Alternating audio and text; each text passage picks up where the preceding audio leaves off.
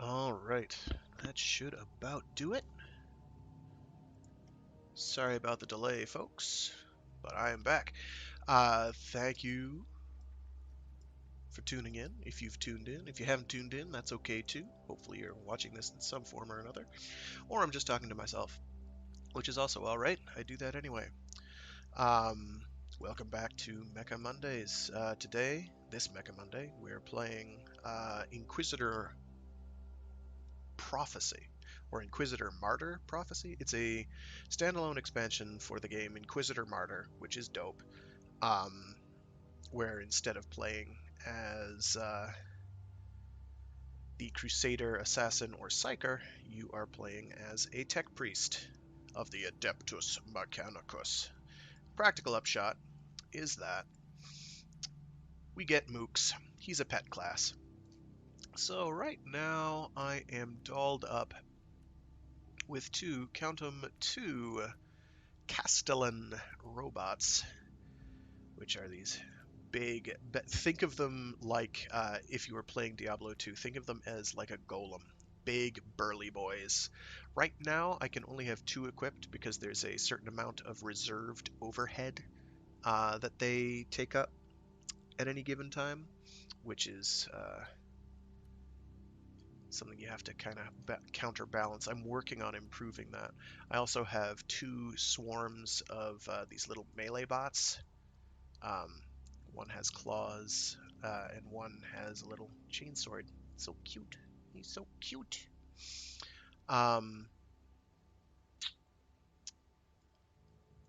you get loot for all of these randomly, so you can improve them considerably. All of the different robots you've got. For instance, I'm going to unequip this and unequip this to make sure there are no problems. You can have, where are you? Here you are. This big boy, who is a Cataphren Destroyer. It's basically a servitor, and a servitor in Warhammer 40k is usually like a conscript, or basically someone who has had their brain taken out of their body forcibly, had their mind erased, and then planted in usually some sort of mechanical interface, so they can do mechanical interface type things. So you have this big guy, and I do have some equipment for him. Not much that is good, but some.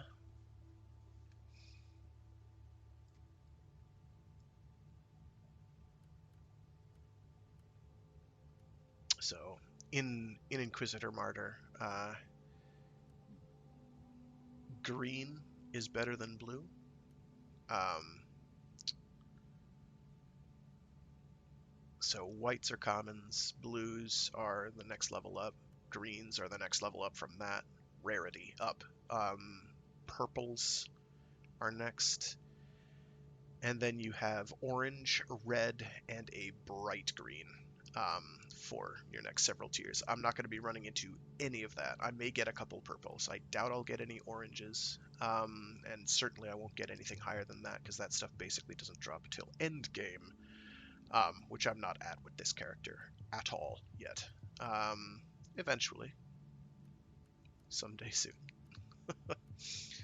It is the hope and the dream of this one that this will be the case. There they are. Very good. So I'm going to switch back to my Castellans. I'll show them all off at some point. It's no big deal. Because we got 2 hours. So right now I have him equipped with a Power Fist, so he'll be crumping things in the Zog, punching stuff, and a Castellan Phosphor Gun, which is a kind of a ranged shooty gun that shoots. Does like a barrage, and then it can do single shots as well. You can actually see all the abilities that they have. So he can smack something. He can cleave, which is kind of a little AoE arc attack with his punch. He's got a phosphorus blast, which is just a shot, and then a barrage, as well as two abilities I've unlocked. One of which does a sort of a shock nova, and then a explosion when it dies, and that does happen more often than you'd think. They are pretty fragile. Their health does not scale especially well. Maybe in endgame, I don't know. My other Castellan is all ranged all the time. So he'll kind of be sitting back going plink, plink, plink, which is good. Let's see. And my little bots here can jump, so they'll be leaping to enemies, and you'll see that. They can also self-destruct when they die, which is important because that is the main source of damage that these things are going to do. I have an ability equipped, or a perk equipped, that will... Yes, my cat is asking questions. What is it, cat? Meow. I know, I gave you food, it's true. Where are you? Character, here we go. So I have a perk that will allow me to... These are called Siloy Vivisectors, which are the little melee murder bots. Screamers, if you will, which will... I can teleport in 4 instead of 3 at once. And then I have a reserve cost reducing ability, which is important. Very, very, very, very important. Now, as for... What, cat? As for character tree, what I'm working towards right now is... oh, I can unequip that, actually. Is I'm going towards this, which will reduce my reserve cost by 20%, which will be important, which should allow me, at that point, to equip 3 of the Castellans at once, and they are big deal. They are pretty big. They're burly. They have a lot of health. But that'll be about all I'll be able to have at that point. So one of the big things that that he has going for him, this character class, is he has 4 completely unique trees, passive trees, which basically give him access to all his various different equipment options and improve his mooks. Unfortunately, all his other trees are kind of copy-pasted from, I think, the Crusader, and really don't benefit him worth a gosh darn, aside from, like, the health, defense, maybe movement,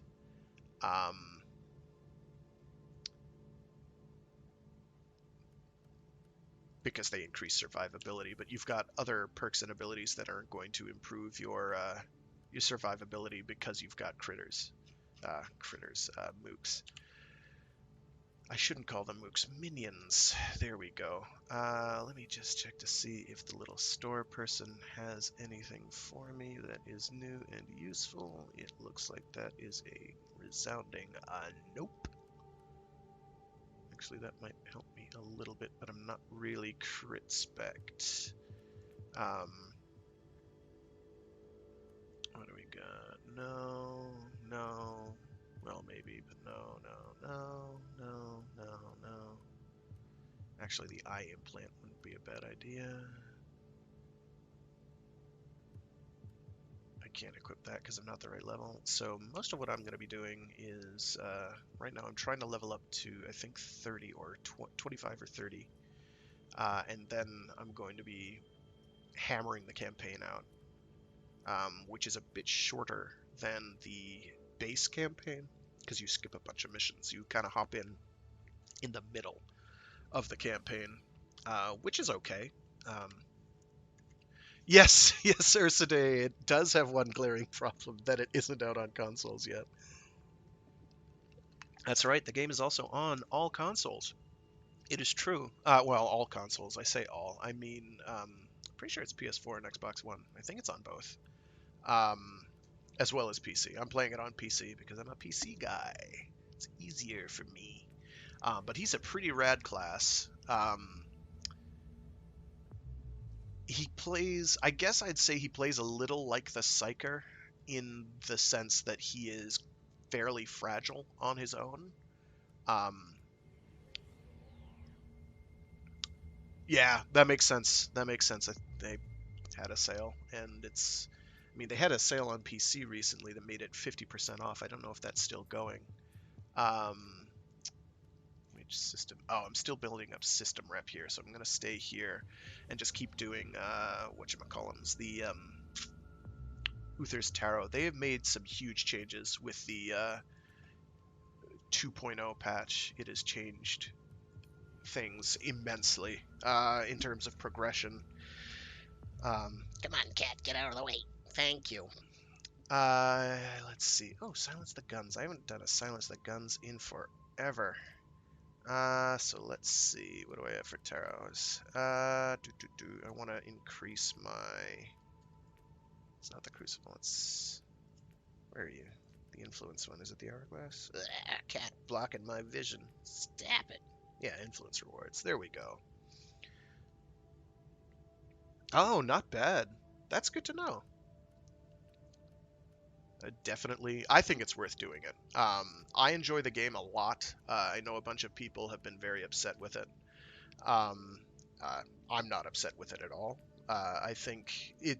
I won't say that it is not flawed. It is a desperately flawed game, but it has its heart very firmly in the right place, I feel. Um, I enjoy the game more than, say, Diablo 3. That is a personal thing. Other people can like what they like. I won't tell them they're wrong one way or the other. I think I'll just go for that, yeah. So what do we got? What critters and problems are they going to throw my way? Oh, I didn't hit select on the other one. I am super smart. Not duplicate item. Influence reward bonus. There we go. Hazards. Damage bonus for melee enemies and +1 melee enemy and melee enemy groups. Bunch of resist for champion enemies and additional champion enemy, which will be pretty good because that'll give me more loot drop potential. And then a huge boost to damage that they're going to be doing. So they'll be able to hurt me, but I'm going to cut through them pretty badly. It is going to be a stomp. There are now a bunch of what do you call it? Void Crusades are a big part of the late game. You also have various. There's a couple quest chains you can do. I will actually after this mission, I'll show what some of those look like. I can switch characters briefly, and I can show off a few of those, or where they show up. I think they show up as DLC. Actually, they might be built in, but there are some additional quest chains you can do. Um, but a big one you're going to be doing is Void Crusades. I'm going to have to tweak my audio because that is much louder than I thought it was. Okay, so I have to scoot and blow up these thingamajobs. So I'm gonna and a one and I gotta wait. So these guys are gonna hack through these guys because I'm like 10 levels stronger than they are. I'm doing this for the system influence.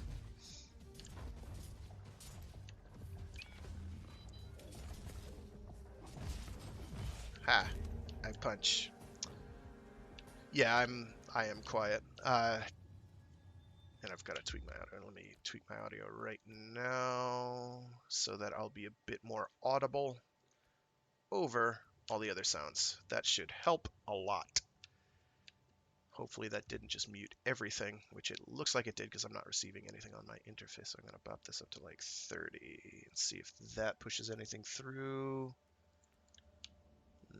Maybe. We'll see. Okay, moving right along. So things to note. Data Flux, this is your class resource. Works like the Warpeat for the Psyker, works like the, I don't remember the name of the resource for Crusader or Assassin, but they have different resources. In this case, the red portion is reserved, and that's basically just from these two big boys who are reserving that. Big chunk is reserved. I think it's like 38% a piece, which is significant. And then I've got a little bit of extra overhead, which is just enough. Why does that say I have the Cataphrine ground? That's very cute. Lots of bugs right now, because it's new and they have bug problems. I have just enough to summon one and then the other of those, and I also have a turret equipped, so I can just have a nice little defensive turret that pops down. You'll notice this spike. This is clearly some Eldari shenanigans. So I plop down the turret. I'm actually now going to switch to my other weapon, which will let me go shoot, shoot, shoot. Right now I have, I think, a radium rifle equipped, which causes a poison proc on hit, as well as knockback, which is pretty good.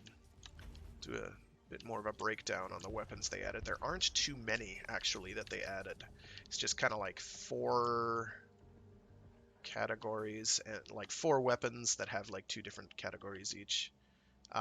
It's pretty straightforward, but they allow him quite a bit of build variety nonetheless. Rinse and repeat, indeed. Ragna van... Oh, this is a statue of a banshee.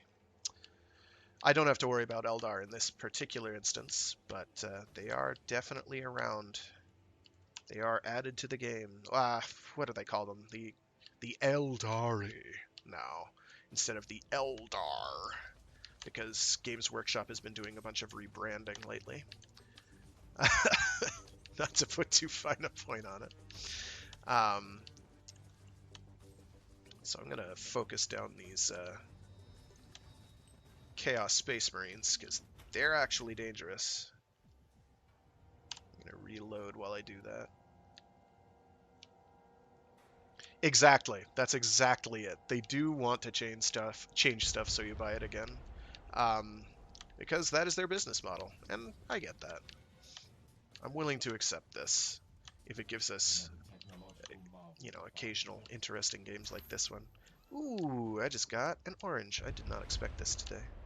What do they call those? Relics. No, they don't call them relics. What do they call those? You start seeing a lot more of them by the time you hit like 25. Yeah, here we go.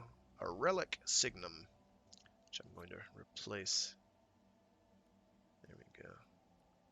So we got those. That's actually pretty good. I forget what the enraged tokens do offhand. I think they're like kind of a damage buff, if memory serves. I may be very wrong on that. It's been a while, and they've changed a lot of things in the background since 2.0, and I'm still coming to grips with most of that. Yeah, no, nothing too special here. One of the cool things they've changed in Inquisitor 2.0 is you can change your inventory mid-mission, which is crazy.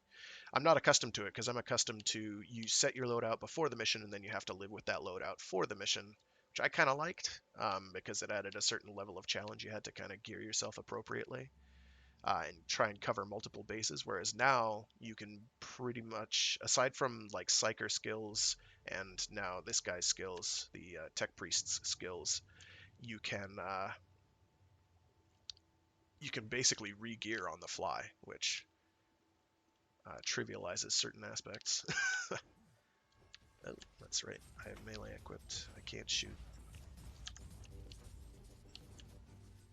I'm gonna plop that down in case those little swarmers come up. So bugs right now in the game. Big one is that your Mook's kills do not count toward your kills, which is deeply, deeply frustrating. For purposes of things like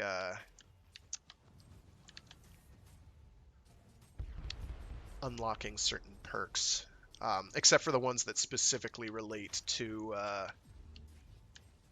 kills made by your minions. That will about do it. I am going to fill out the... Oh, come on. So they can also sort of get in the way sometimes, as you just saw there. I'm going to shoot these guys real quick. Pop. Pop. Pop. Is that an enraged token down there? Yes, enraged state. Plus 3% damage bonus per enraged token. Since I'm going to get those roughly every single time I kill something, that'll make me a bit stronger. I don't know how far those stack. They do stack. It doesn't show that very well, but they do.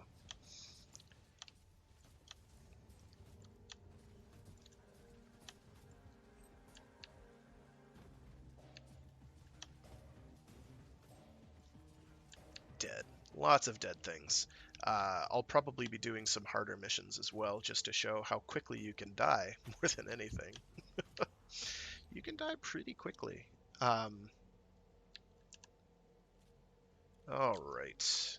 Yeah, I'm just going to go activate this thing before this demolition gauge gets too far along. Right now, my movement speed isn't especially good either. I can change that later.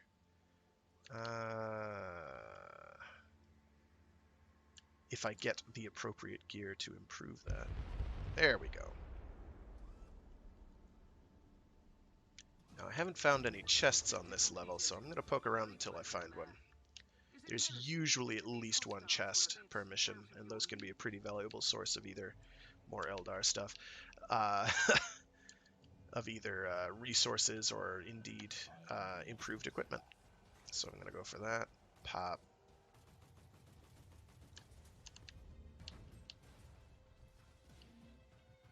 Yeah, there we go. It shows that it stacks. Ha! Ha! He's right. Does show it.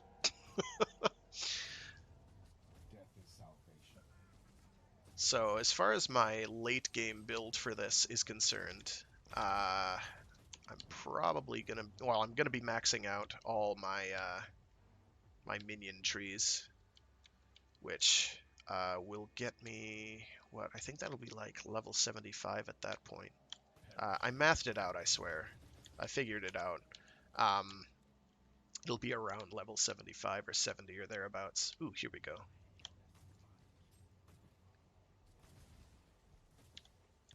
Here we go. Planting his silly little minefield. I won't have it. Trying to do turrets. Ha! What a joke.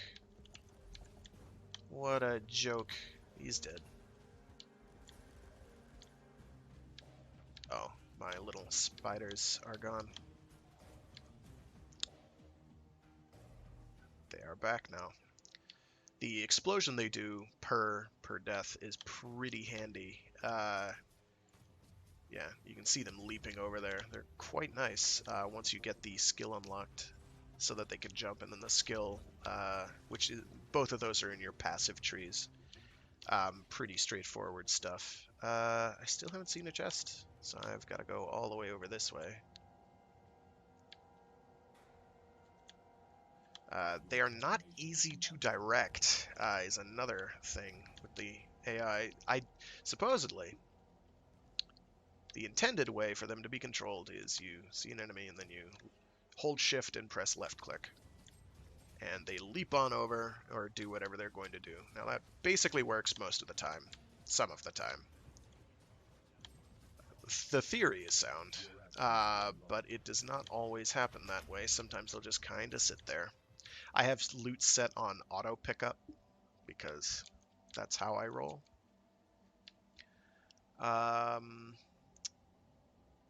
It's what I'm accustomed to from early iterations of the game. And now you have the choice. You can just avoid picking loot up, but I figure, I'm just going to scrap it or sell it anyway.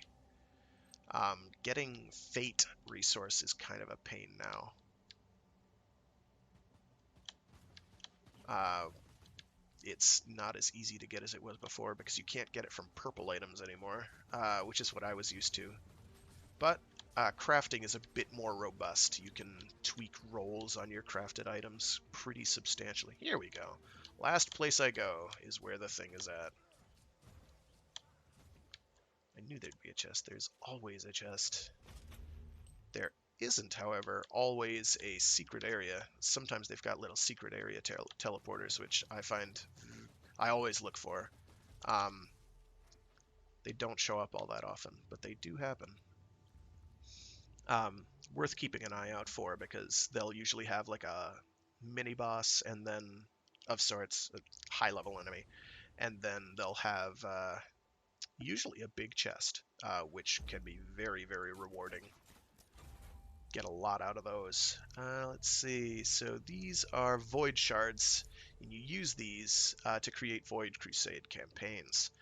They are now Void Crusades are very much the end game at the moment, or mid to end game.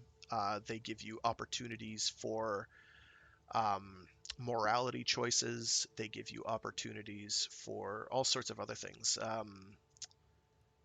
Let's see. This doesn't look like it's going to help me all that much. Oh, it's a base level radium carbide.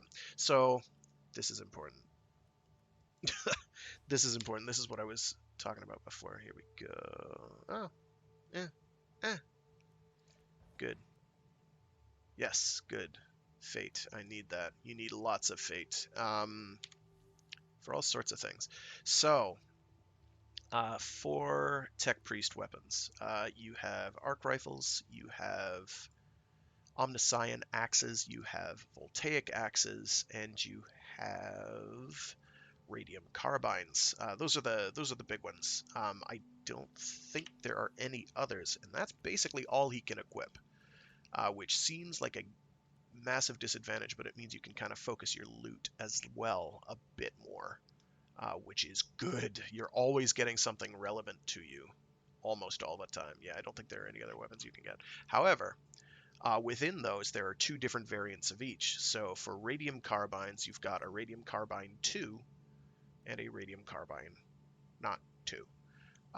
So the radium carbine 2 has two skills and then two open slots. These two slots are indicative of those are where you can put a summon power.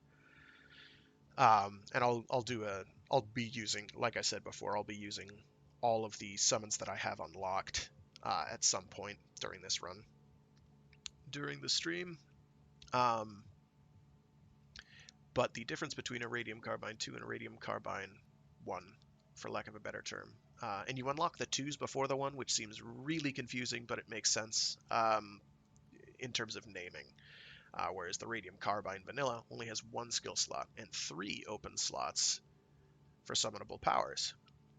So between having 3 open slots, then you have the Techno Martyr Vestment, which gives you a 4th open slot, and the Techno Martyr Girdle, which gives you a 5th open slot. You can have 5 different summons on a bar at any given time. That's immensely useful.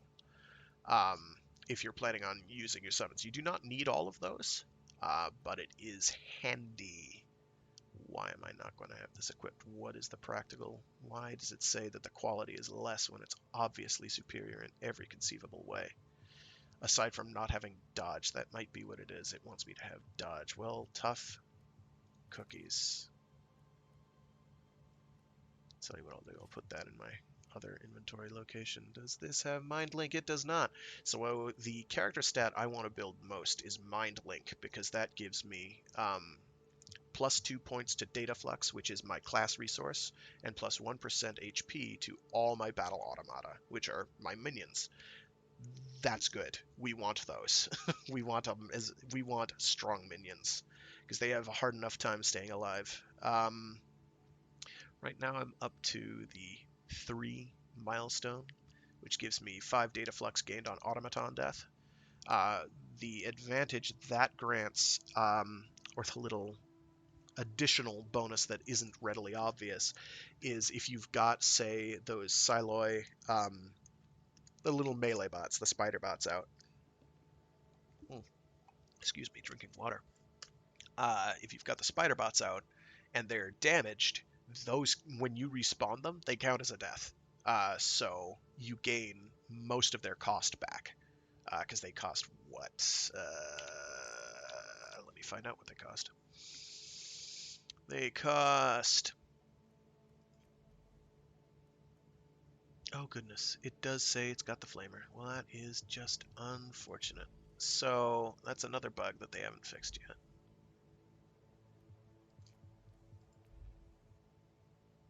Hopefully, is your equipment will do really weird things with these guys. It'll like get preserved even when it's a different creature, different summon entirely. And you have to pay. I have to pay attention to that because I forget all the time to make sure that it's happening or not. I interrupted my thoughts. Yes. Data flux, they cost 23 per use. I've got 4 of them. If all 4 are damaged and I respawn them in, it's essentially free. It costs 3 to use it, which is nothing. It's much more manageable, and that's what allows me as well to have 2 Castellans and then summon both of these at the same time quickly in the midst of combat. So for stuff that I've got unlocked, anyway, let me actually swap you to using. No, I'll keep it with that. I want this to use though the claw because I haven't, and I'm not really sure what benefit it has. So I'm now going to use that. I'm going to use a combustor, which is a spider bot that shoots bullets instead, which is fairly nifty. What I'm also going to do, let's see, I want a green, right? I don't have any way of burning them, and I don't really have any way of shocking them, so neither of these are particularly valuable. I right now don't have the lasgun or meltagun variants available at the moment, unfortunately. But you'll see them shooting, which can be useful, I guess. This I will... Actually, what I'll do... unequip those. So these are equipment modules. And the equipment modules are little extra things that you can equip that will boost its performance. But you have to unlock the ability to use certain ones, like the offensor modules and motive boosters and regenerator modules. Those you have to unlock through your passive trees, and I haven't gotten that far yet. I am not that far along, unfortunately. What I'm going to do is I'm going to keep this Castellan, but I'm going to give him that and these two, because I can use the endurance and force field modules. So he's going to run around punching things a lot. You I'm going to replace with one of these guys.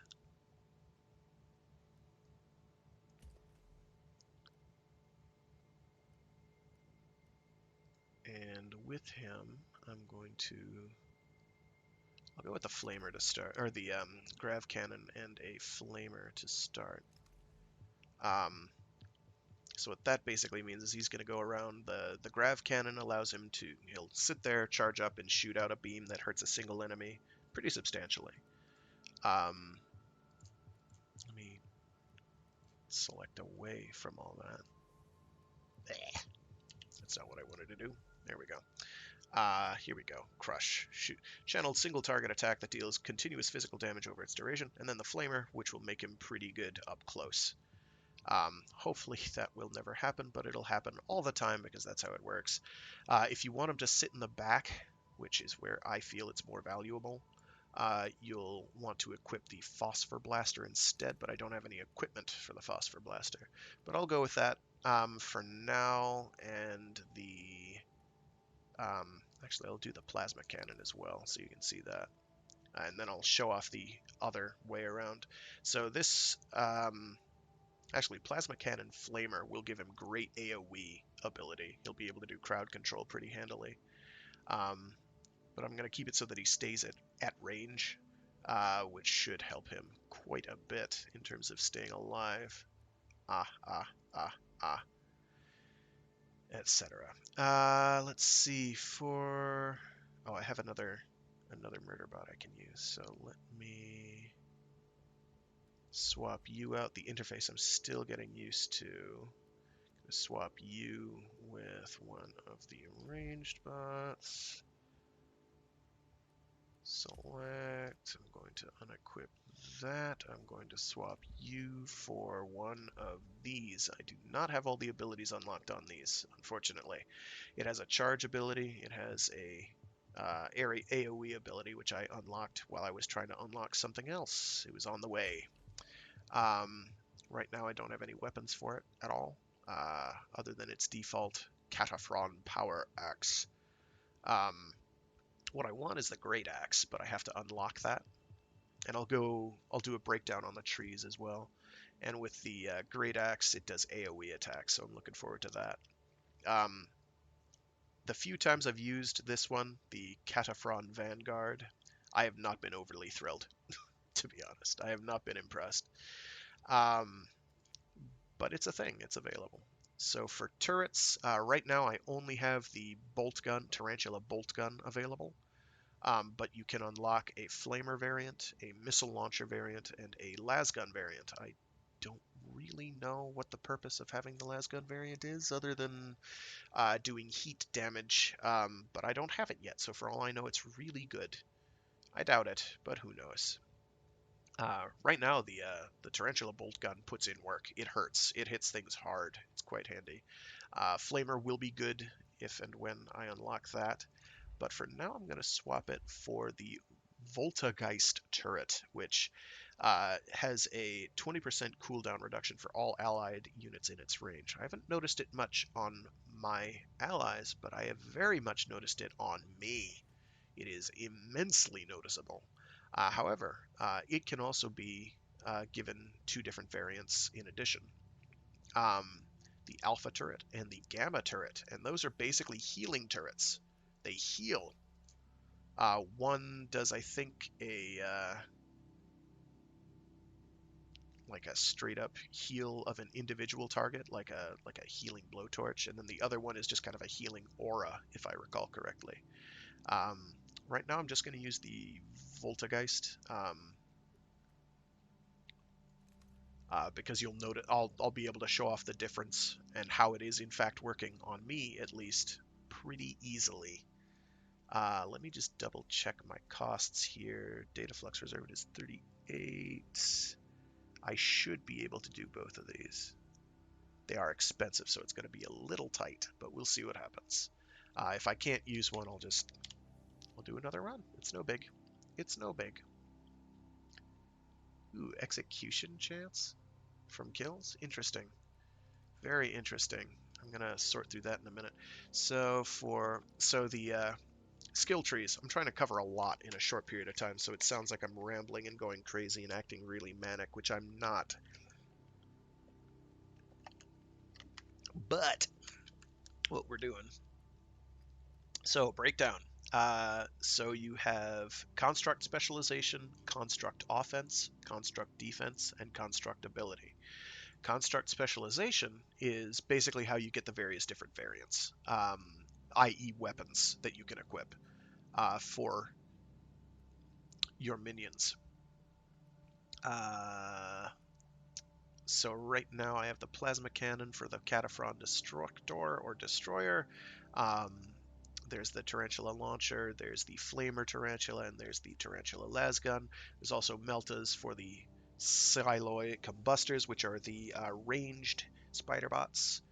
Um, Unlocked right now, I have the Phosphor Blasters for both the Castellan and Cataphren. Castellan, again, is the big humanoid golem. The Cataphren Destroyer is the tank bot.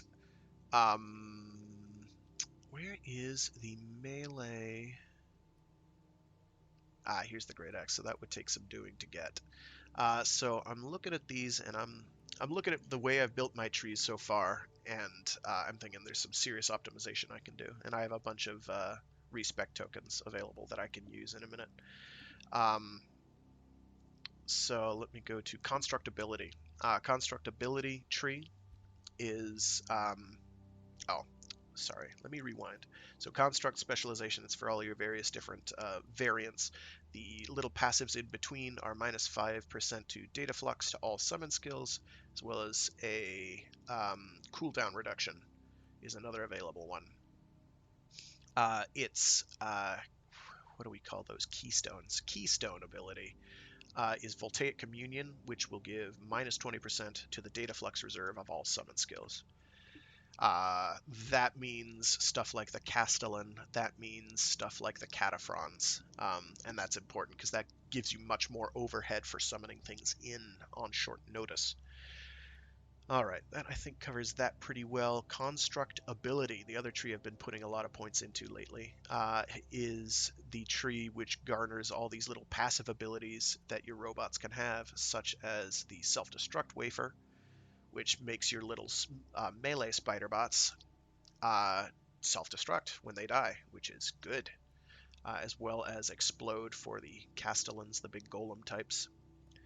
Um, there's other things like the plus 30 duration to all summon skills, and that applies to the what's it called? The Voltageist turret, which I'll be showing off shortly, as well as the Tarantula turret, because they only hang around for so long. Everything else hangs around until it dies.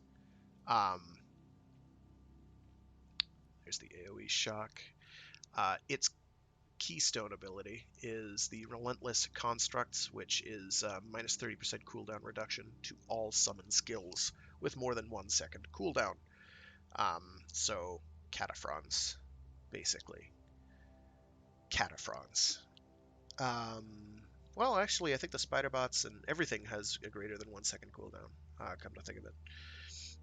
The other things in here are movement speed to constructs, which is fairly nifty for melee attackers, and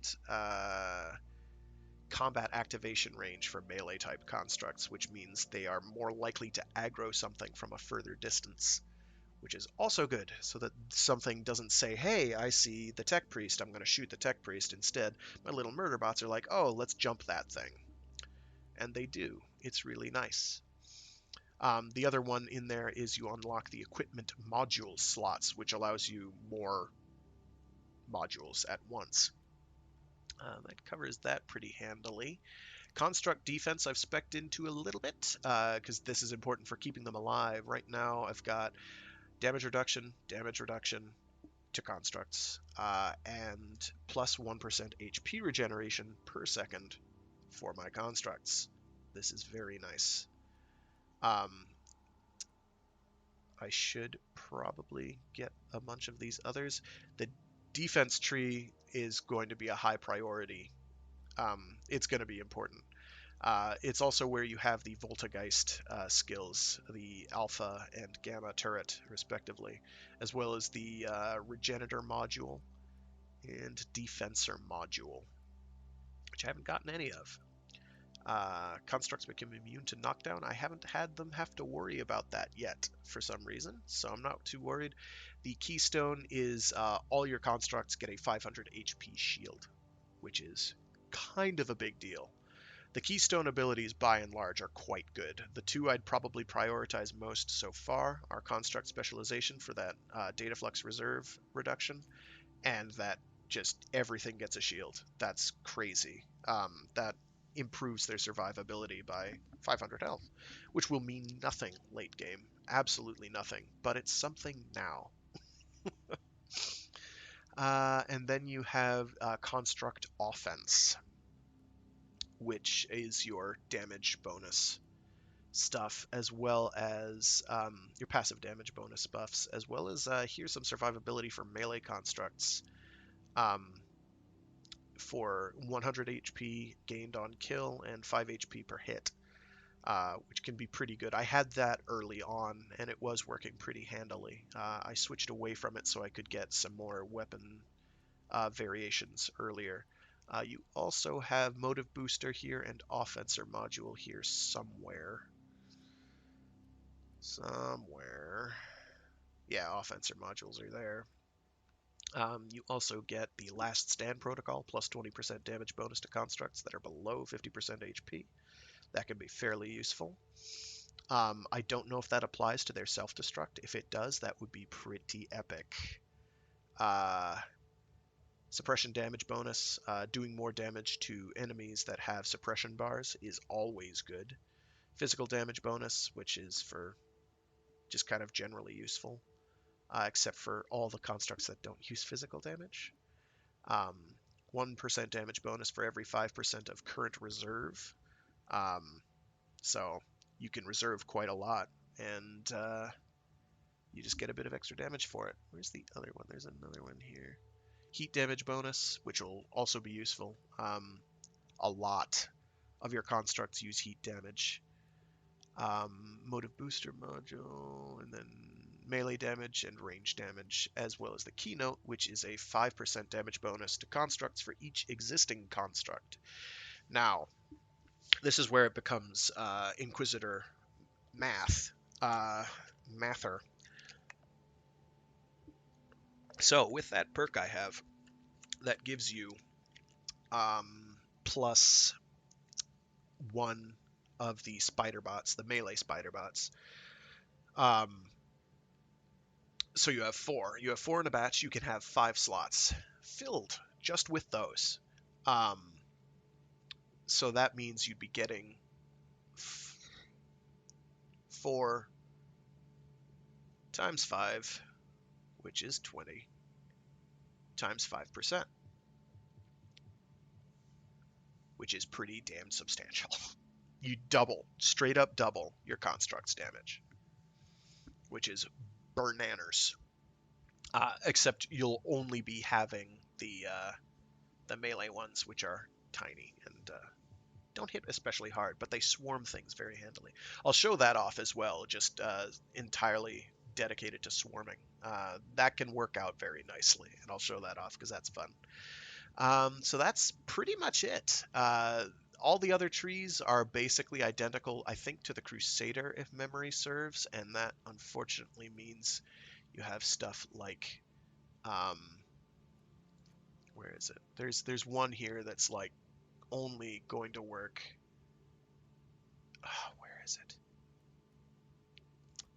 Like you don't really have AOE abilities as the as the tech priest, so those don't do you any good. All right, I have to actually spend a point. Hello. I'm probably gonna no, I'll keep the phosphor blaster because that'll break my build that I currently have. I'll worry about respecking eventually. Having air assault, I want. I forget the level I have to be in order to just remove everything from constructability and plop it all into specialization so I can get the data flux reserve equipped. 1, 2, 3, 4, 5, 6, 7, 8, 9, 10, 8, 9, 10, 11, 12, 13, 14. Oh, I can do it now. Well, I'm not going to do it now, though.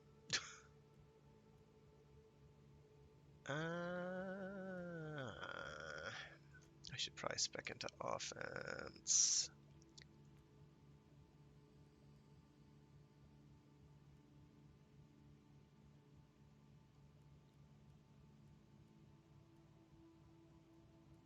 What's here? No. Warp resistance as well, which you'll need against Psychers.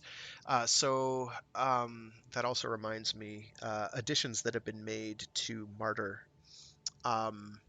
Big one is with the Prophecy, uh, release of Prophecy, you now have both Craft World Eldari as opposed to the Dark Eldar, which you already have, which are now called Drukari. Uh, you also get Tyranids as an enemy faction, and they're pretty rad. I haven't fought too many of them. They showed up in the campaign, and they haven't shown up since. So I'm guessing they're kind of later on. Hormagaunts, for some reason, are huge. They're like the size of Raveners, which I think is not correct, but I don't know for sure. I do know for sure. I ran a Tyranid army. It's okay. In tabletop, I did. So this much I know. Defensor module might be a good idea. Getting more HP is always good as well. But for now, I'm going to work towards getting those, because those will give me substantial survivability. Um, so for now, I just recently bumped up my system influence, which is good. Alpha Legion or Khorne. Purges are pretty straightforward. Which is the Alpha Legion? Silence the guns again? Eh. These, as you can see, are just woefully underleveled, but I'm trying to max out this system, the system influence, so that I don't have to worry about it again. Yes, I want the influence reward bonus. Select. I want as many possibilities to get tarot card upgrade points as I possibly can. That is fairly important to me. Let's see. High quality items, crafting materials I don't need right now because I'm not into the crafting at the moment. Crafting becomes highly relevant when you start getting reliable relic orange tier items.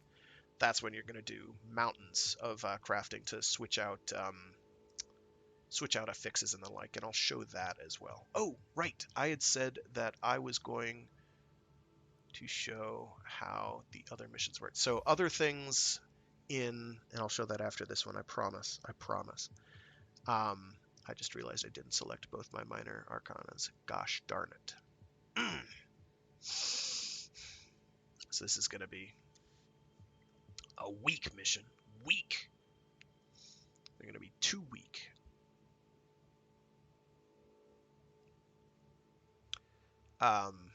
And I have to clear out my inventory. Oh god, I forgot to do that because I've been busy talking. So you'll have things called priority missions, which you can generate, which will also usually be scaled to your level. One, two. Oh yeah, more than enough. So that gives me. Oh, I summoned the wrong one. No wonder. Okay, I have to wait till I have 45, I think. 45 per use. 45. There we go. Yeah, and I still have a mountain of overhead. I'll have like what? That's 50. 52. 52 overhead. So these are cornate enemies. And to show off how improved my fire rate becomes, 1, 2, 3.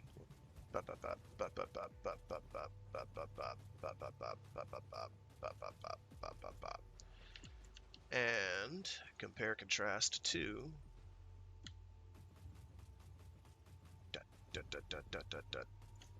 it's even more evident when you have single shot, which goes from being pop 1, 2, pop 1, 2, pop 1, 2, pop 2, pop, pop, pop, pop, pop. It's much better. With the single shot version, the on the Radium Carbine 2, or Radium Rifle 2, you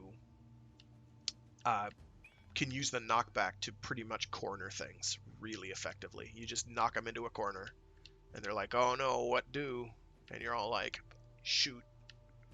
And they get stuck there while your mooks just tear them into shreds. Tiny little nasty shreddy bits. It's gross. That was a landmine I should have probably avoided. Oof, something exploded. Yow. Anything back here? No. So this is a mission where I have to kill everything because it's a purge mission. So let's get busy killing. I'll try and point out when my different constructs are doing different things that are useful. Uh-oh. So there goes my Cataphren Vanguard, and he's hacking away.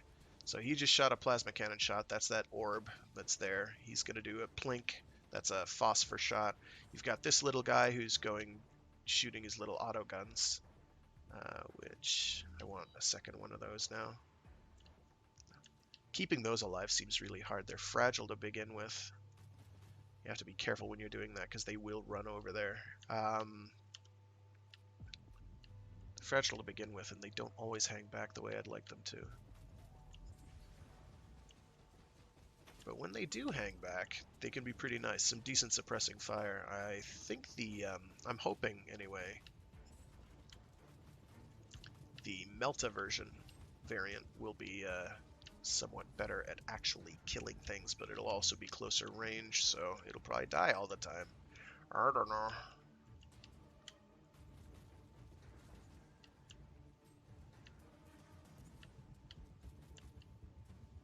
Oh, hello. That is a Skull Taker. That's not ideal. Oh dear. Oh, I didn't actually switch. There we go. Ah, he died. Once my guys start actually shooting things, they're pretty handy. Execution protocol initiated. So this is kind of a rogues gallery setup.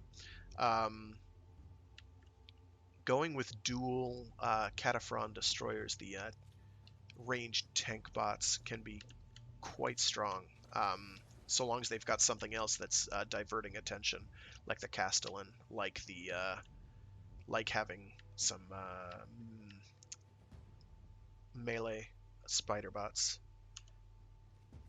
So they're quite capable of being good at their jobs.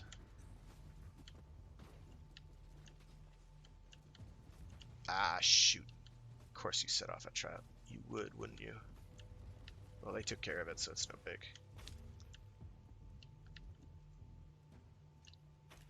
One of the perks I'm working towards...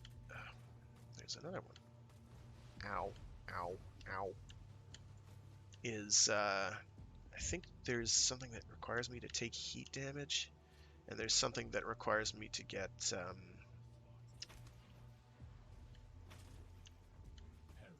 a certain number of, I think, Rebel Guard kills.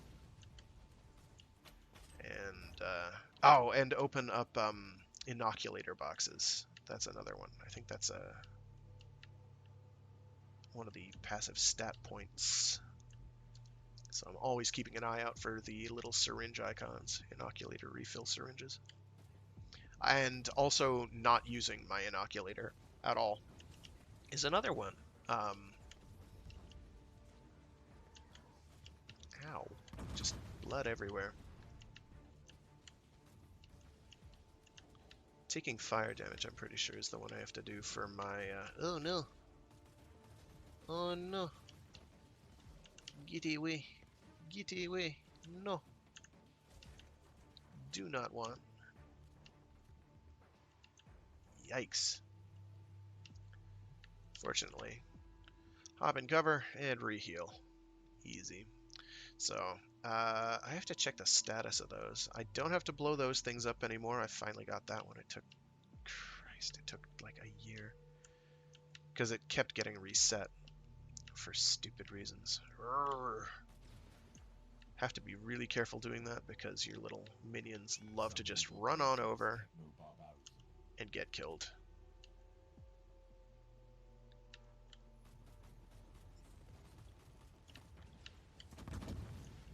Your minions also set off landmines, which can be deeply infuriating if you're not paying attention. And it's like, oh, landmine just went off because you were skirting it. And they're like, oh, hey, let me touch that. I want to touch the shiny. And you are all like, ah, please no die. Oh, boy, howdy. Ow. Oh, no. I'm out of there. Screw that. Y'all have fun there. So, if your Castellan dies, which does happen quite often, it'll basically be left behind as a husk that'll just kind of revive itself after a while, which is good.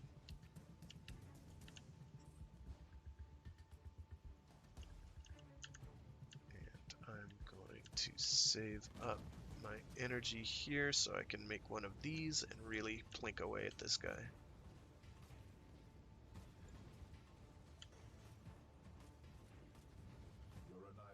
There we go. Ah, Castellan was fine. He was just sitting there taking it like a champ. Took one for the Imperium. Ooh, and a big box. Nice. That's what I like to see. Definitely got a purple in there. And I didn't see an orange. I'm not going to run into too many oranges at this stage, like I've said before. Around level 20 is when you're going to start seeing them. I think you can even see them as early as like level 15. But level 30 and beyond is where you're going to see a lot of those. For someone who's trapped at around level 30, which I can definitely believe if you just did the campaign,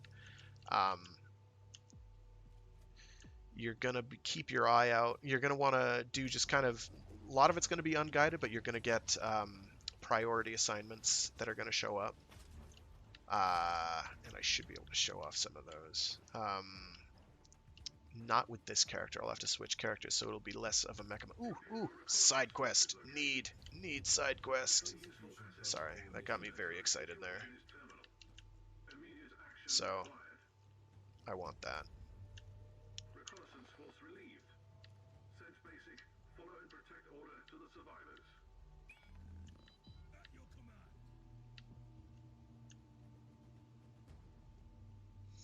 So you need side quests for a certain heroic task.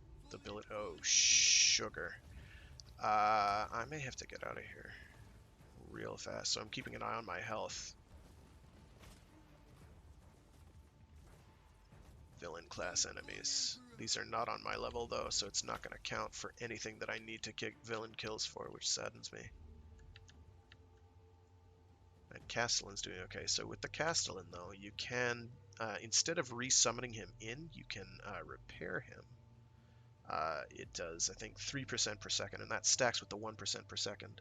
So tech shrines provide, they work kind of like shrines in Diablo 2, or 3 as well, I guess, in that they provide you with a buff for like a minute.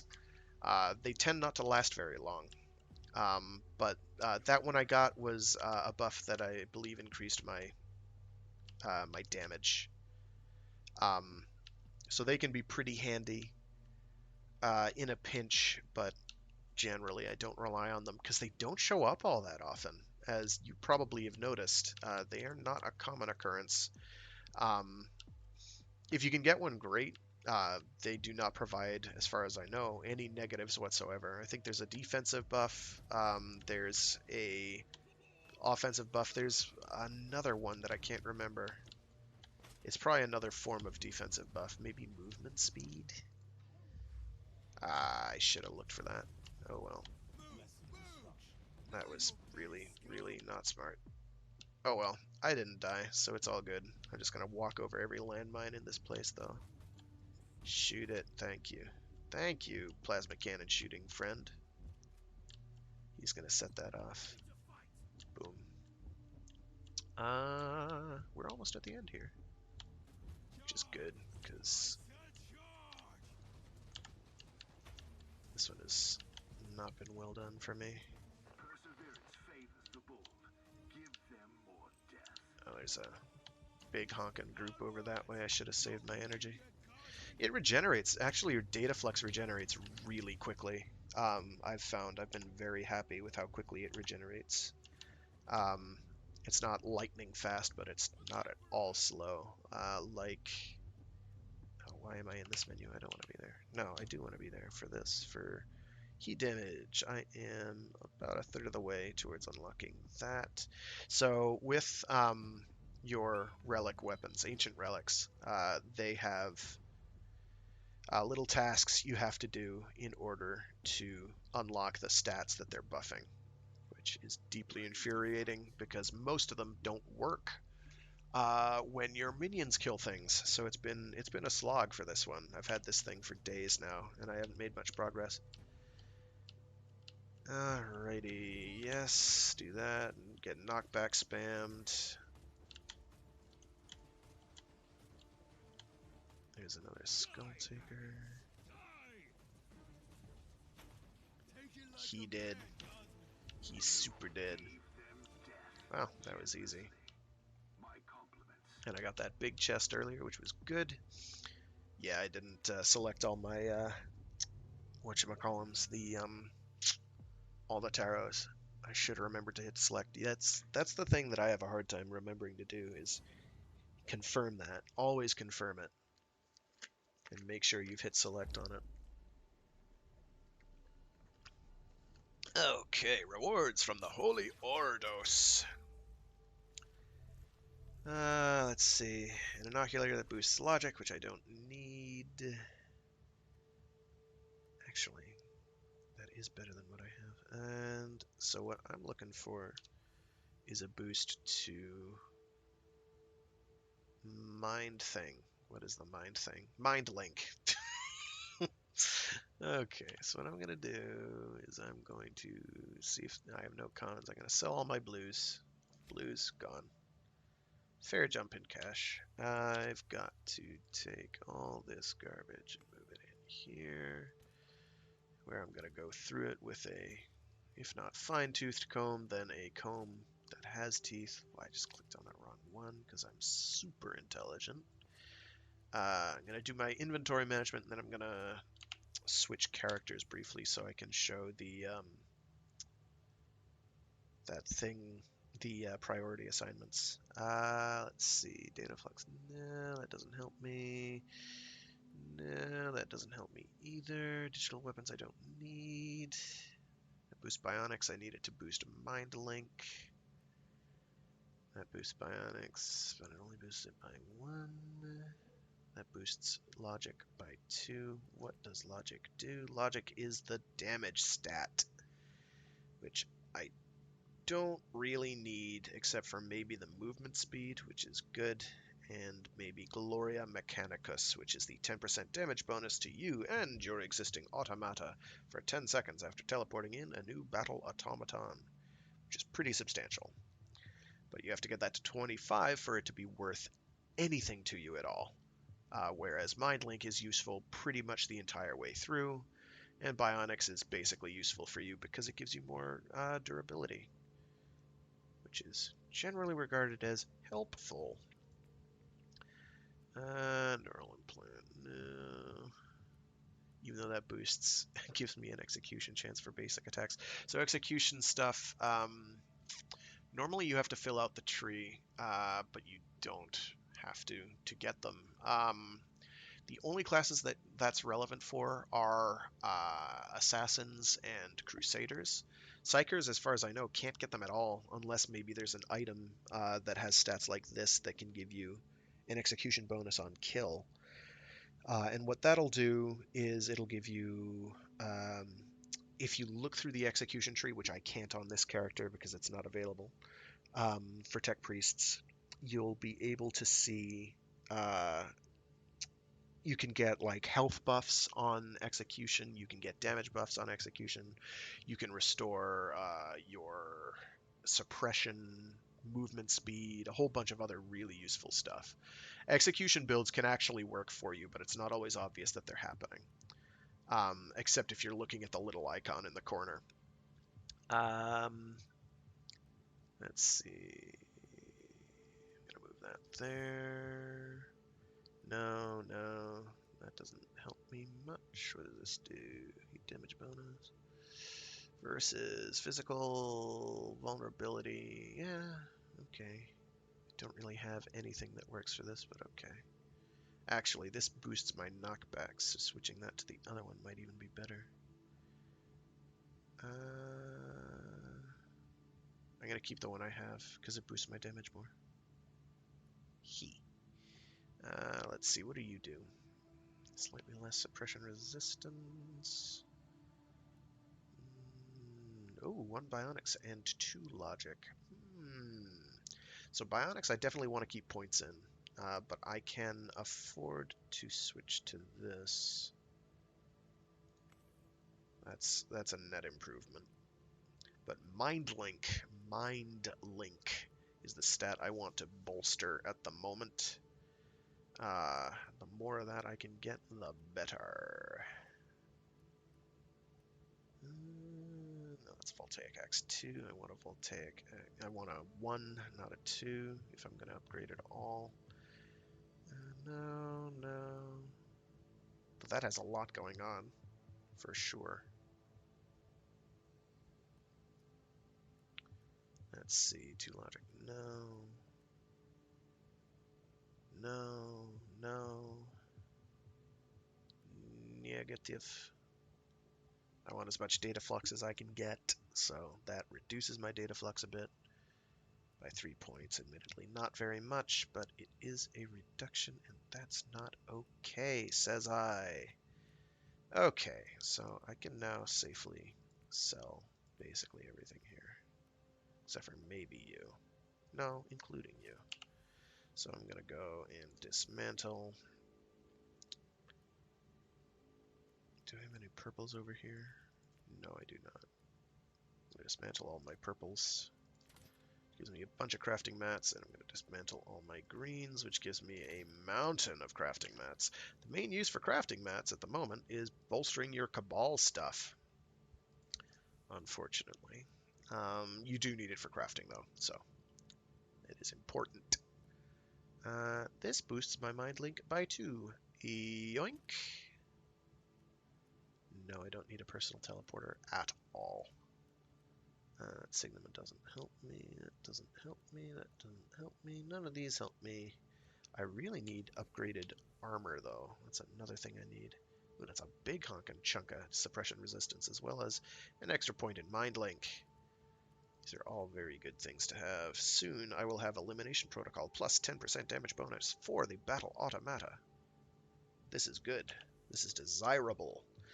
Okay, now that I've done all that, I don't think it's going to show me priority assignments yet, because I'm still going through the campaign with this character. Let me hop out of this system. I also want to make some changes to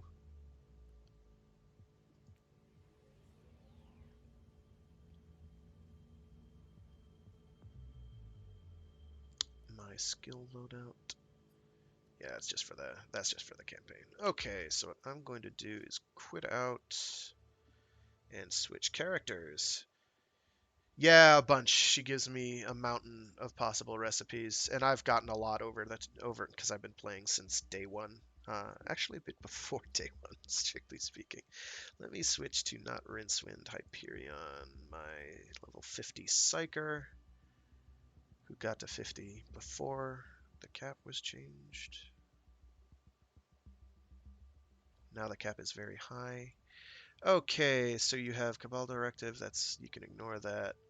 Uh, Gathering Storm is one of them. Drukhari Menace is another. You also have challenges, which will give you a bunch of different challenges to work towards, which give you different loot. Let's see. I don't want to go there. So Void Crusades, which unlock, I believe, after you've done the campaign. I don't remember when they unlock. Um, it's in the patch notes somewhere. I could probably find it now. Let me see if I can find a priority assignment then, just to show what they look like so you know what to look for. Let's see. That I think is... Oh?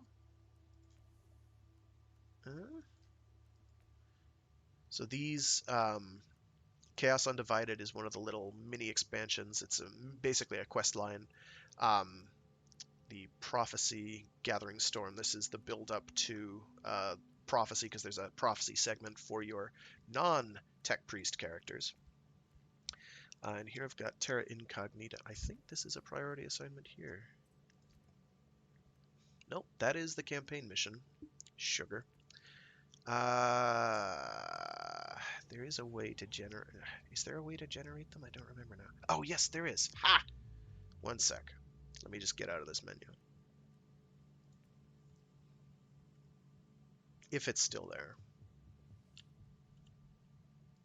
I think it's with the Astropath. Yes. So with the Astropath, this little dude over on the bridge that you never have to interact with otherwise, you can generate priority assignments. Priority assignments are mini campaigns, which are a great way to earn weekly glory, but failure to complete one may cost you dearly. Read, you'll have to wait to get another one. I don't think they ever actually take anything away from you. I think you can lose glory on them, theoretically, but hopefully that won't happen. It used to be really harsh, but now I believe it is not. Astropath Remigius Clemet is the connection between you and the Conclave, and he can give you new assignments with a limited completion time. A maximum of 3 assignments can be requested. If you use all of them, you'll gain a new assignment request every day. So you can store up to 3, and you can set your difficulty as high as you want. I'm going to probably put it at impossible, because I can't really handle Eye of Terror. And then you can go for a random assignment, which will give you random enemies, etc. A bunch of these are DLCs that you have to grab, which you can grab using Fate. You don't have to actually pay for, which I think is an excellent, excellent system. I'm pretty sure I have Charybdis Outpost. Thank you very much, but I'll check. And I don't have Agartha unlocked yet. But these are some. So these priority assignments will be just DLC assignments that you can acquire. And then you've got a random assignment, which you can set the difficulty of to your pleasure. When you do that, I'll set it to impossible, and I will request one, because why the frick not? Basically, it gives you a bunch of options. Once you get there, I'm going to hit continue. It's probably going to put me on the star map. And then it'll give you some dialogue. Okay, so it's given you the briefing now, because they've, I guess, changed how it works somehow. Priority assignment briefings. Priority assignments start with a special briefing where you must make decisions. Read the background information to familiarize yourself with the task. When making your choices, try to increase your success level while keeping the collateral damage low. Sometimes you'll have no other choice but to take risks, and morality decisions with a Puritan or radical way should be made. So, successful level, negligible. Basically, success level builds, and you want that high, so that it's kind of an indicator of success versus failure. To try to keep collateral damage low. If the collateral damage bar is high, your actions will likely have unintended consequences, which will decrease your weekly glory rewards. So here we can choose by spending credits. Doesn't really change my successful level. It does make my collateral damage worse, and I guess we'll go with bounty for confessions on cultist activity. These obviously both have some really. These also the end result you'll get from, even if you get a very similar assignment. Here, if I X out of here, it should stay there, right? Yeah, okay. So you get to that menu. If you go to command bridge, sorry, I wish to God this had timestamps on the chat. I apologize. So you want to click on this dude, this Astropath Remigius Clement. He's right over by the co-op. He's right between the star map and the co-op thingamajiggus interface kiosk. So you'll click on him, and then you'll ask for an assignment. Right now I have the assignment, and it's probably going to warp me to the map by hitting continue.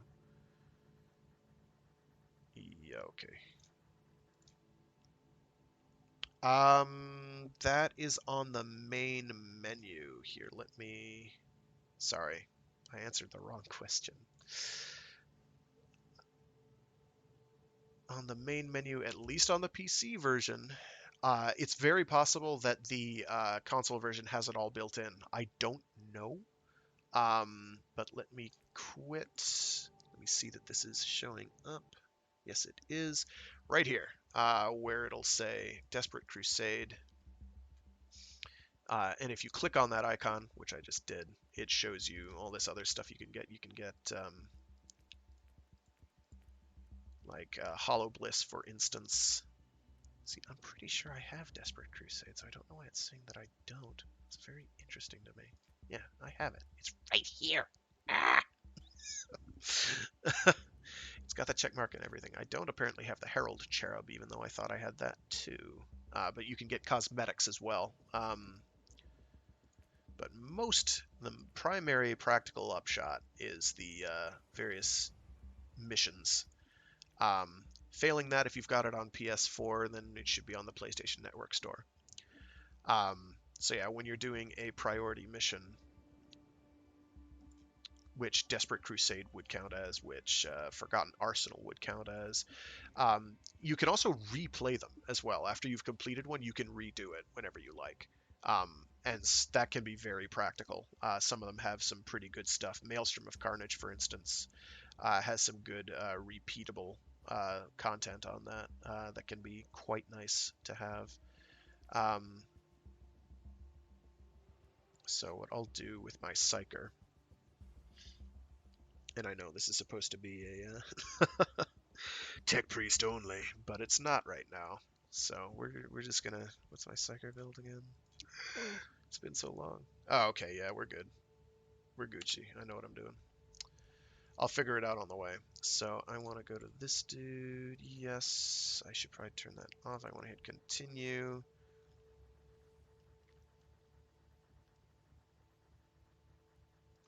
I don't need you. I've done this. I've done this. I've done this. I've done this. I've done this. I've done this. So this won't substantially increase my collateral. It will still. It doesn't show it right now. Like this one shows, it's clearly going to increase. But it will do some amount of success by doing offer bounty for confessions on occultist activity. So what I like about these is they're basically randomly generated cool inquisitorial missions where you'll just do random inquisitorial stuff inquisitorially. So a successful level has been increased a bit. So let me read some of this stuff that is printed out here. Okay, preliminary investigation log. Established operational nexus in suspected area. Location is Balamgrad.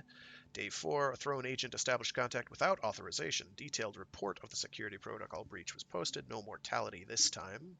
And then on day 7, Arbites Vox Chatter indicated a shootout with possible cultists. Dispatched agents to the site.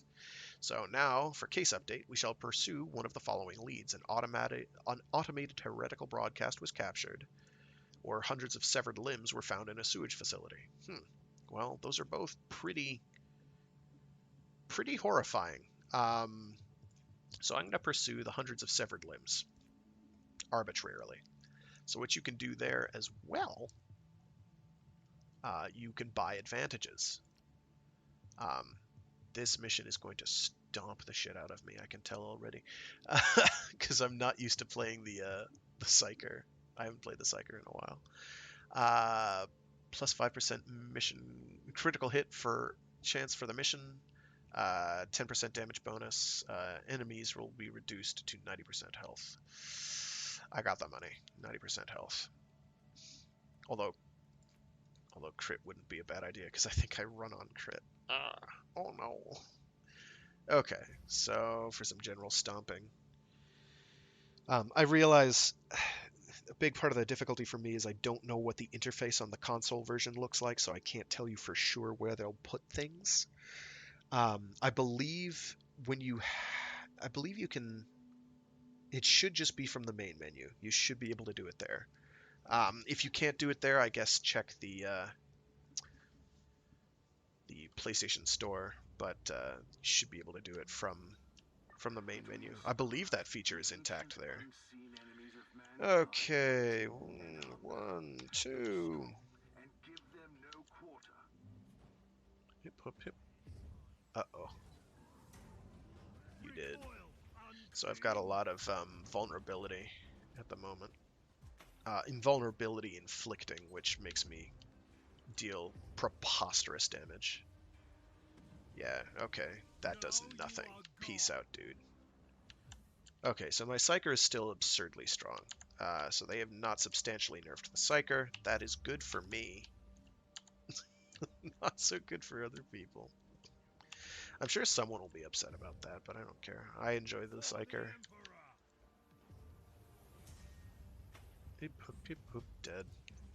Vulnerability stacks make durable units die.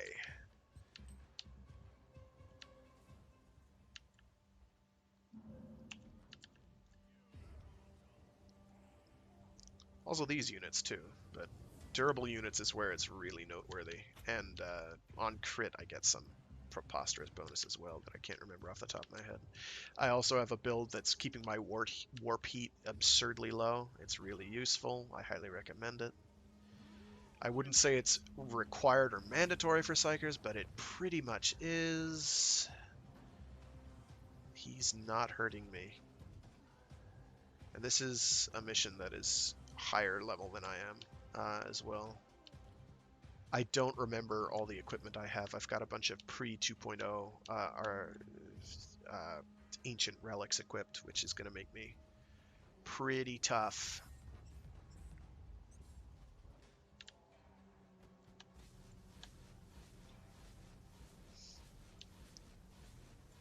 Go home. Death is a journey. Oh, that's right. I've got that one already. 1, 2.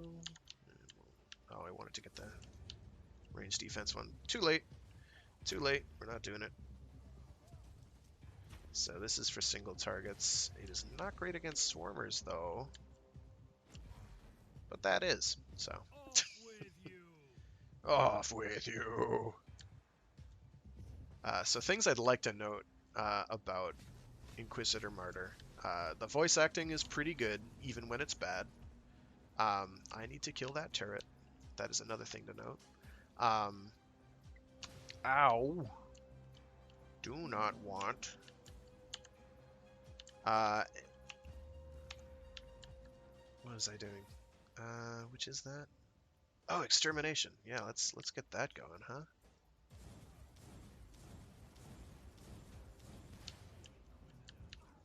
Hey, what's happening? Extermination. It's kind of good. It's kind of good. 1, 2, and you. That'll make me harder to kill. With ranged damage, that's causing knockback, which is good, except it doesn't really do anything to the turret, but that's why we have giant fire pillars of death. So, peace out. Enjoy. Okay, I've got to get out of there because they're hurting me. They're hurting me a lot. So this is a revive thing.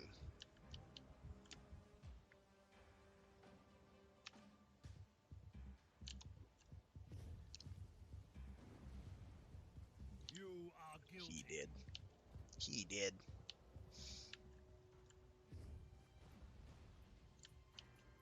So missiles, as you can see, hurt me quite a bit.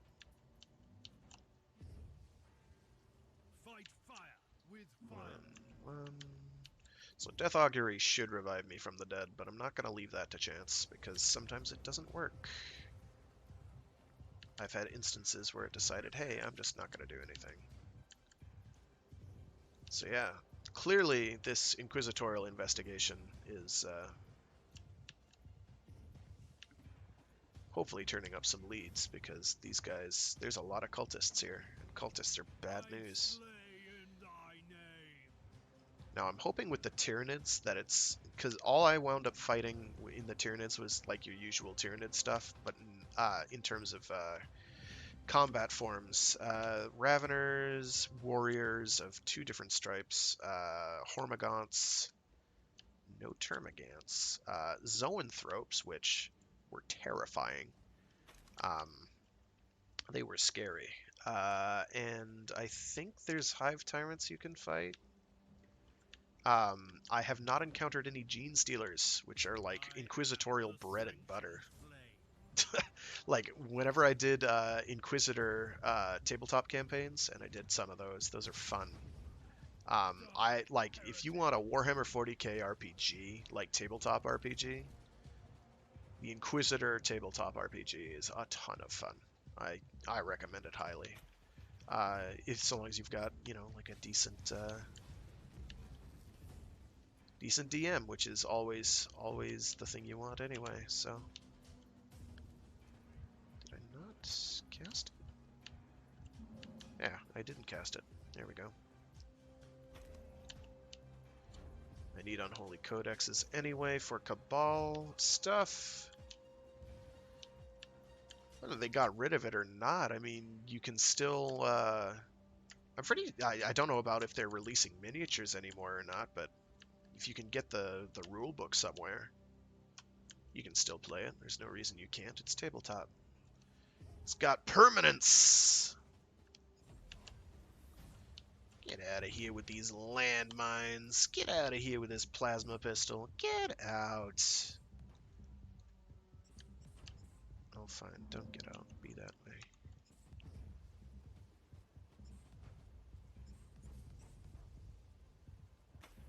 As you can see, damage increases dramatically. as soon as you get a bunch of vulnerability stacks. I slay in thy name. Oh, that's why that happened. Okay. Oh, this opens. Obviously. Lots of Marines. Lots of dead Marines, am I right? Yeah, I'm right. Okay, that's bad. Come at me, bro. Come at me. Oh, you can't come at... Oh, how sad. Foolish heretics. Y'all came to the wrong neighborhood, I tell you what. Oh, look at your little mooklings that you're trying to spawn. How cute. They're all dead. All of them. Not a single one living.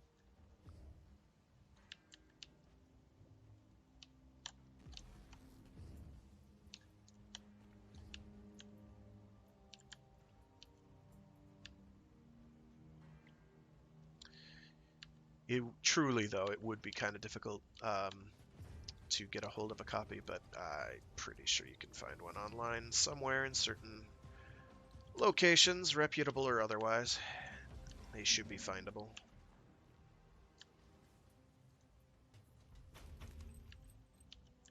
There we go. So yeah, that's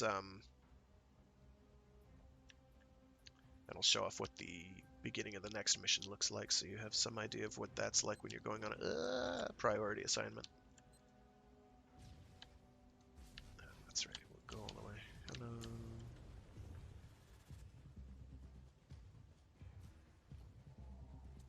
Oh no, fire damage, whatever will I do? Ignore it and keep shooting my fire beam. That's what.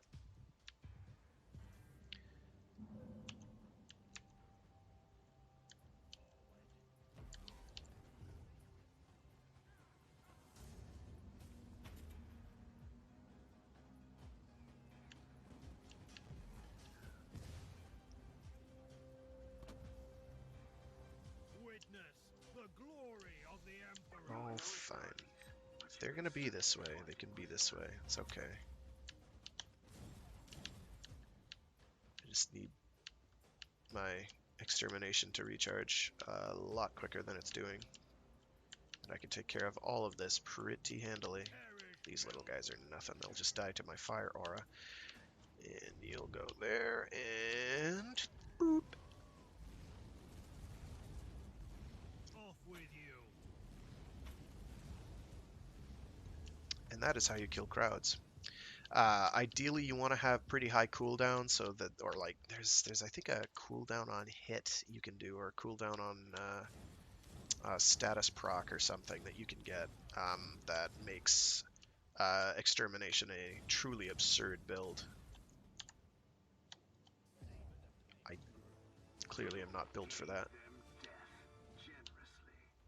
I'm just gonna double check this little corner over here, see if there's another crate, treasure chest or anything. Nope, nothing. Easy.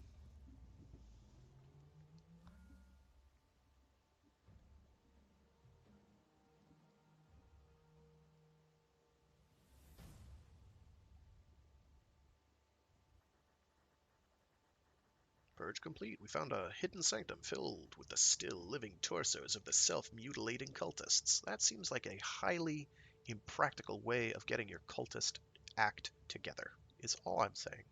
Hey, we just, cut off all our limbs. So Warp Heat. Warp Heat. Oh, cool, I got a red. Oh, cool, I got a red. Awesome.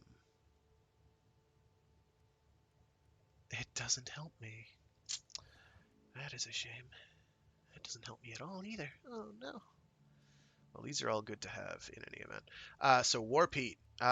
Dealing with Warp Heat is almost entirely the work of Warp Heat Diffusion perk, which is -1 Warp Heat each time you create a debuff effect. In order to make that happen, we go to our psychic powers. and we go to our heat psychic power, specifically our precious, precious molten beam, and we have vulnerability. With vulnerability effect, you're going to hit them, they're going to get painted with vulnerability, and that counts as a status effect. And that keeps your heat down. There are also, I think, some other skills that are relevant in this instance. Where are you? You could increase your warp heat totals, which is nice and all. Oh, also Cull the Weak, because you get a plus 50% damage bonus against enemies affected by debuffs. So those chain together handily. You want to cause debuffs to reduce your warp heat, and you get a huge buff of damage to debuffed enemies. I don't know why I have that equipped. Oh no, that's that I have equipped because I'm keeping my warp heat low. So it's under passives, I believe. Under debuffs, where are you? You get a bunch of damage boni from dirty fighting, plus 5% damage bonus for each debuff effect on the target, and stacked vulnerabilities count as multiple effects, and vulnerabilities stack quickly. Let's see, where are you? There's also the passive transfer strain, uh, which gives you -1 warp heat on hit for every debuff active.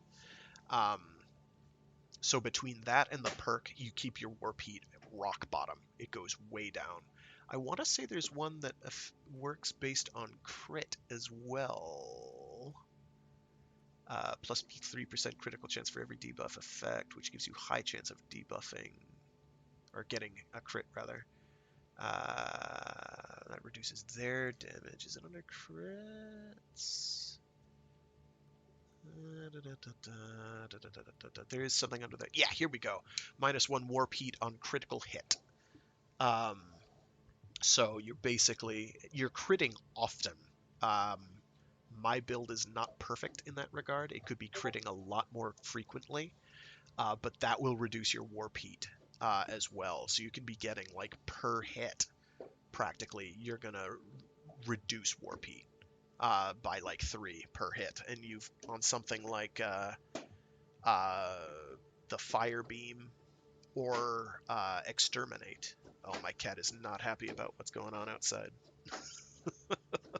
My cat is displeased. Actually, that's really loud.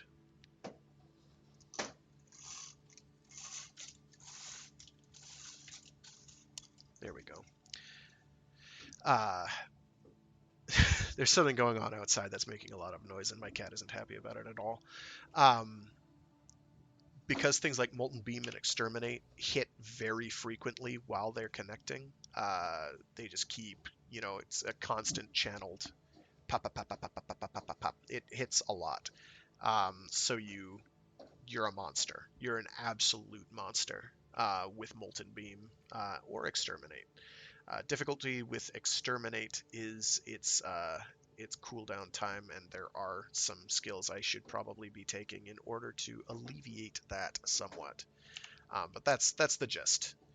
So the core of how that build works is Warp Heat Diffusion, which again synchronizes or synergizes very handily with Cull the Weak. The on debuff Warp Heat reduction, and the on crit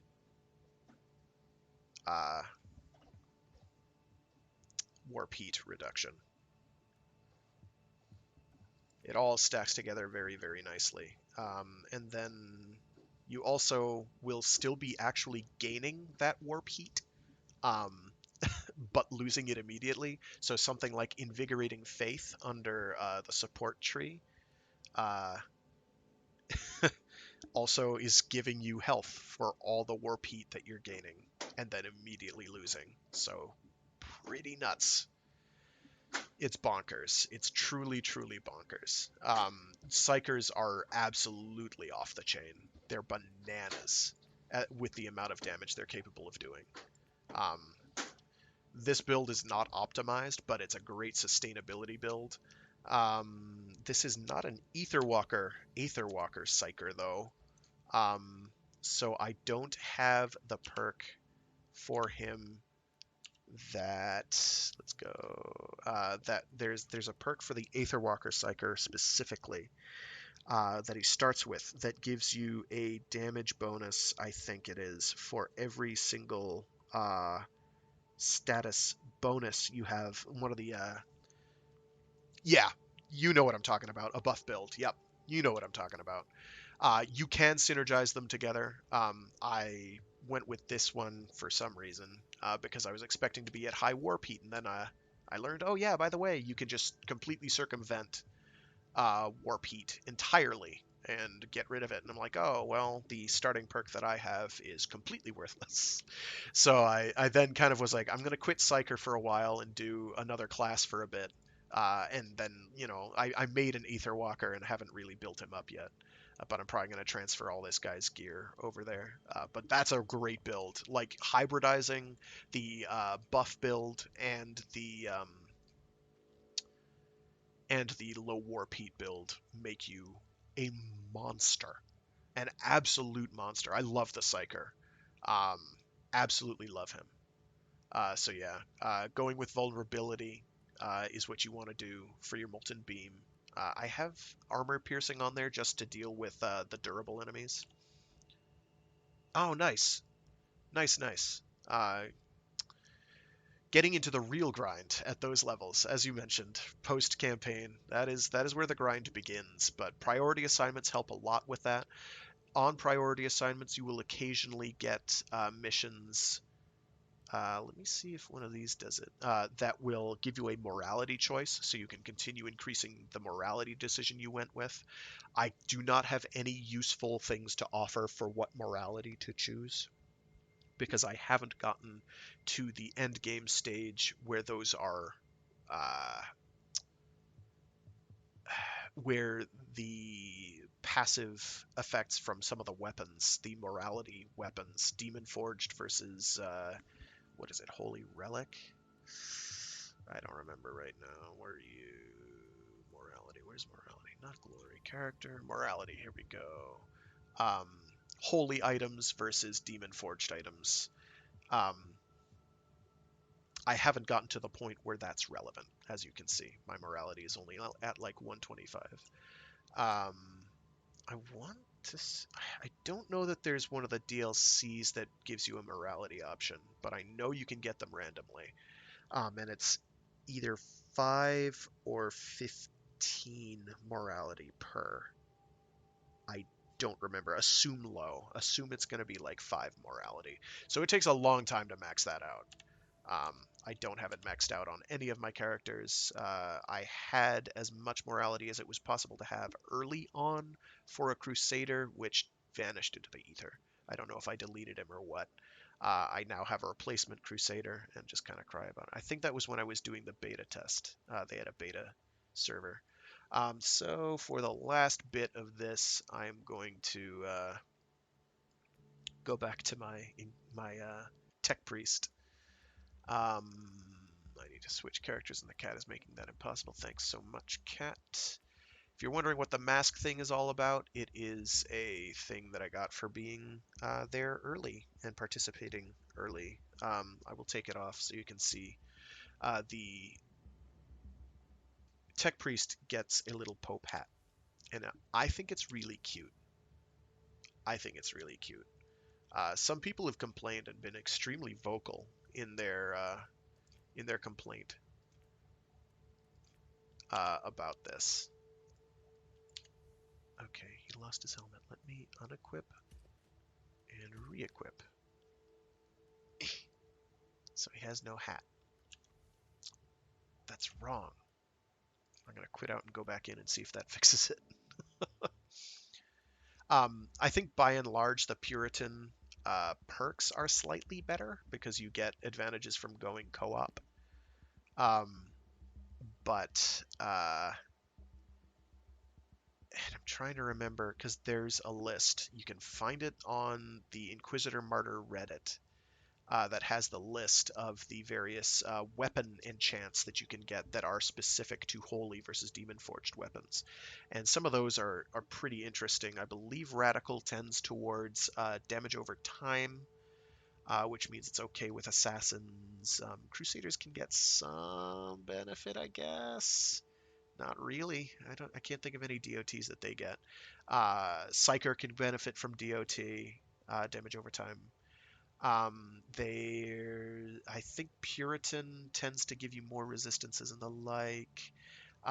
Demon Forged, I think, can also have an ability, an enchant that summons Nurglings on kill. So I'm going Radical with my Tech Priest because more minions. Hello, obviously. That's how I roll. If I'm gonna have a minion class, let's maximize that. So what I'm actually gonna do here is I'm going to swap this out for another ranged Cataphren, and I'm going to switch this guy to use a Flamer and Plasma Cannon, and this guy will be a Grav Cannon and Phosphor Blaster, so he should sit back and do things. This I'm going to switch to... Oh, right, that's what I was going to do. I'm so sorry. I'm going to do a Vivisector only build. That's what I was going to do. Now this is going to get hairy, because these things are bonkers. Mostly because I'm going to be summoning about 20 of the darn things. The interface is not ideal. And I'll select weapons for them later. I'm not going to worry about that for now. Let's see. There we go.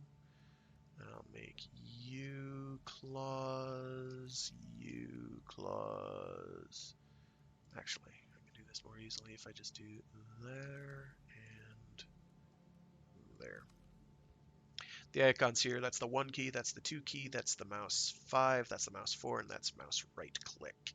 I have changed my keybinds substantially from default. Ordinarily that would be like 1, 2, 3, and 4. Or left click, right click, 1, 2, 3, and then 4 for the global ability if you for some reason had one. Oh, I can get priority assignments now too. Never mind. Never mind. I didn't think my Tech Priest could, so oops. So I guess we're going to do that now. Desperate Crusade. Let's do another random assignment. I'll go with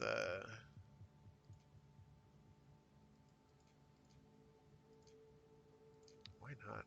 Why not? I have terror. Let's do it. Let's do it. Let's make it hard.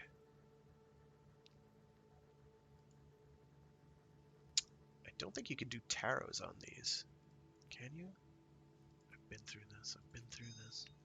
No, I can't do tarots on these. That's fine. Let's see. What do we got? Oh, wow.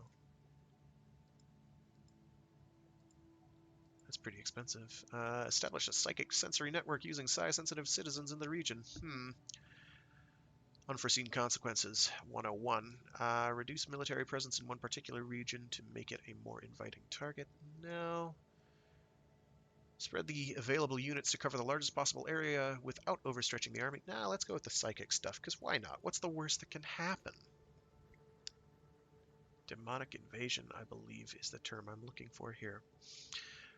Successful level is currently at very low. Imperial citizens report grotesquely shaped creatures roaming a distant region. Strange tropospheric lights have been recorded by one of the mindless servitors in the local observatorium.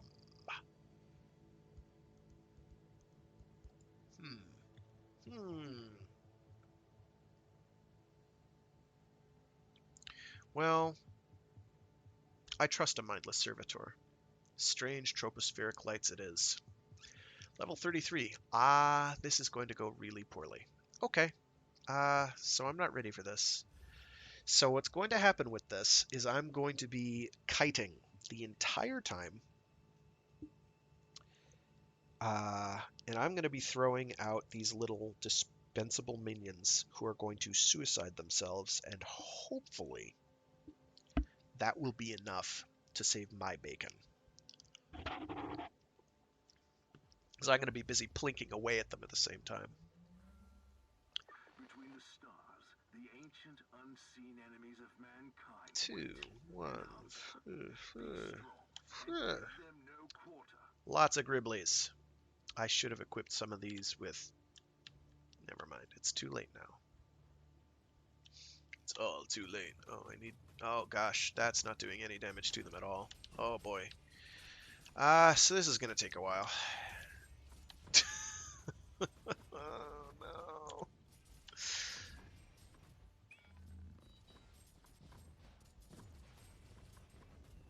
Well, some of them are dying, right? Some of them, maybe a few. Go forth, my minions, and kill. I'm gonna keep doing that knockback because that's gonna keep them away from me. Oh boy, I need you up. I'm replacing them whenever I have them available. I think my damage over time is doing more damage than my actual shots. 2.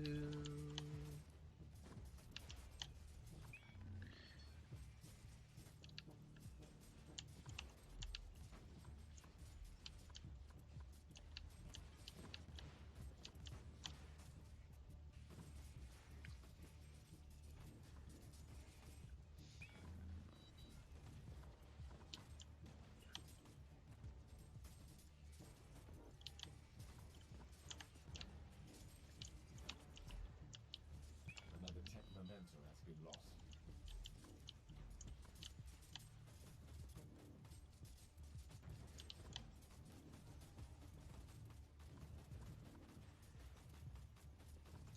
Forget what this even does. DOT single target, it does not do anything special beyond that. Whereas the single shot does cause the knockback, which is very, very useful. I have to now respawn my mooks.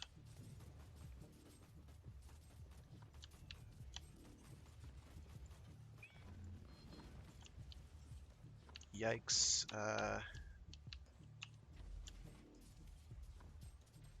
So as you can see, my data flux is not going down substantially when I do that, which is good.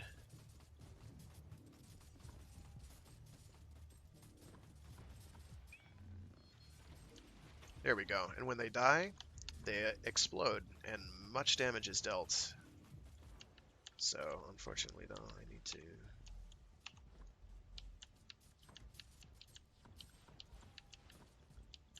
So this will get done eventually. It's just going to be a long time. Hey, hey, hey, Sun Gnif. Beautiful entities. Thank you. I appreciate it. I feel beautiful.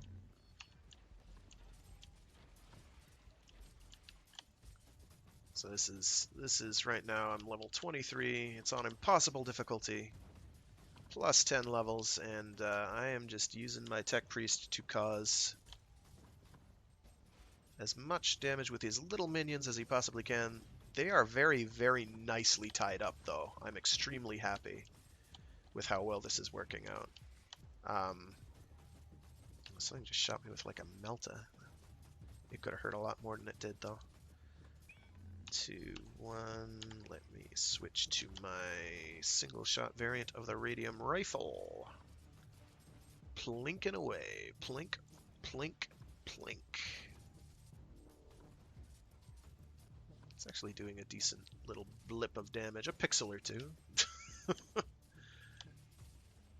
Okay, they're all over there, so I'm going to focus on this stuff.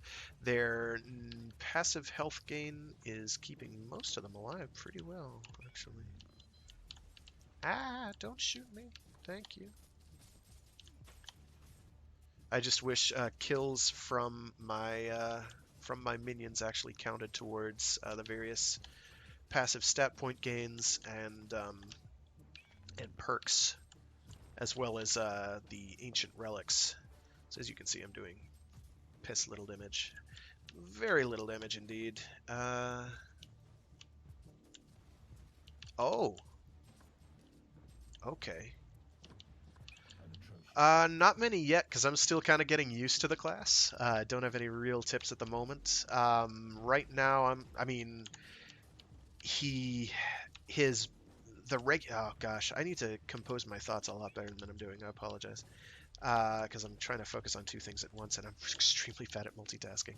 Which is why I'm playing a pet class, so I can just kind of sit back and chill while my minions do all the work.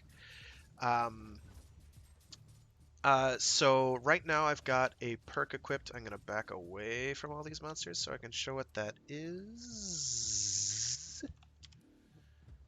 So perk is Mecha Sapient, and I don't remember how that's unlocked. With Mecha Sapient, you teleport in 4 Psiloi Vivisectors instead of 3. So ordinarily I would only have 3 each of all of these, but right now I can have up to 4.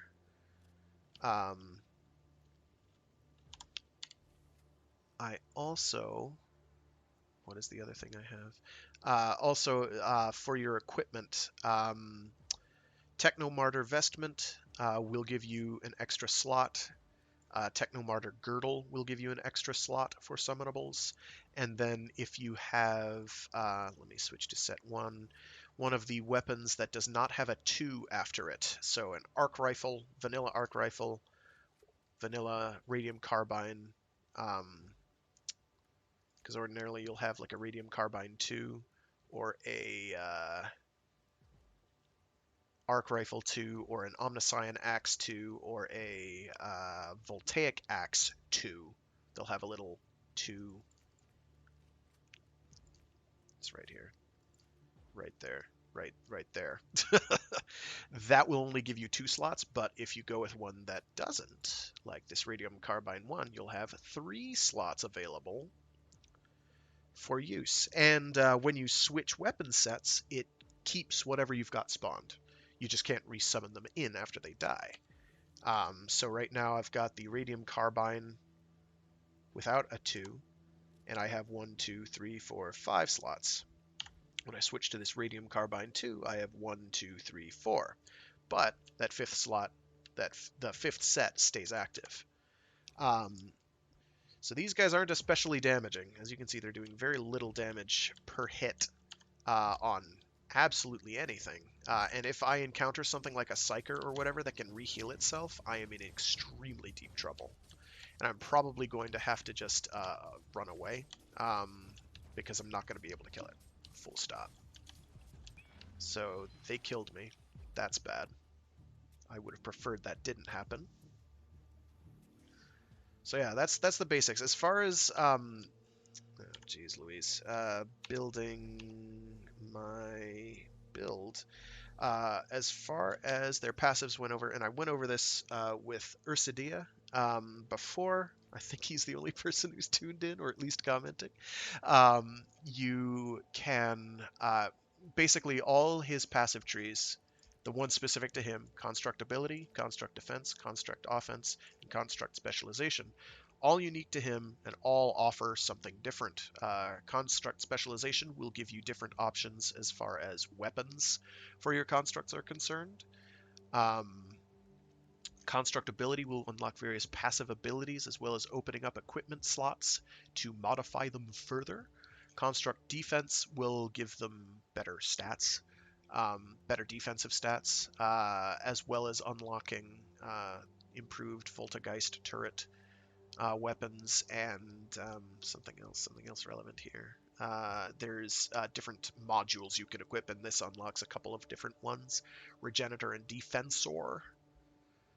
And then the Construct Offense is kind of like Construct Defense in that it doesn't unlock many new abilities, but it does give you some decent passives as well as, where are you? Offensor modules, and I think Motive Booster modules. So right now my build is I unlocked passive Arachnovault coils to leap with my Psyloi vivisectors, which are the little melee murder spider bots, as well as self-destruct for them. And I'm just showing off at the moment how that build works. How you can just be running around with all these little dudes all over the place. And it's actually working okay on these guys. Unfortunately, there's an Ogren now, and he is causing me extreme difficulty. I dislike the Rebel Guard in general because they're very dangerous. There we go. And they leap because they've got the little leap ability, and then they just get stuck in and murdering. And so I'm going to use this radium carbine with single shot to keep these guys knocked back. When my little guys die, they will self-destruct, which is good. Because that deals more damage to these enemies, which is very, very good. Right now I'm just kind of keeping back. I've got to spawn in another group. They'll leap, which is good. So it's all kind of about structuring an encounter to work for you, which it always is, but especially for the Tech Priest, because he is fragile. He is fragile like the Psyker without any of the advantages that the Psyker brings to the table in terms of buffs that he can grant himself. He has one or two, but not as many. I'm still pretty low level at level 23, so... Oh, sugar.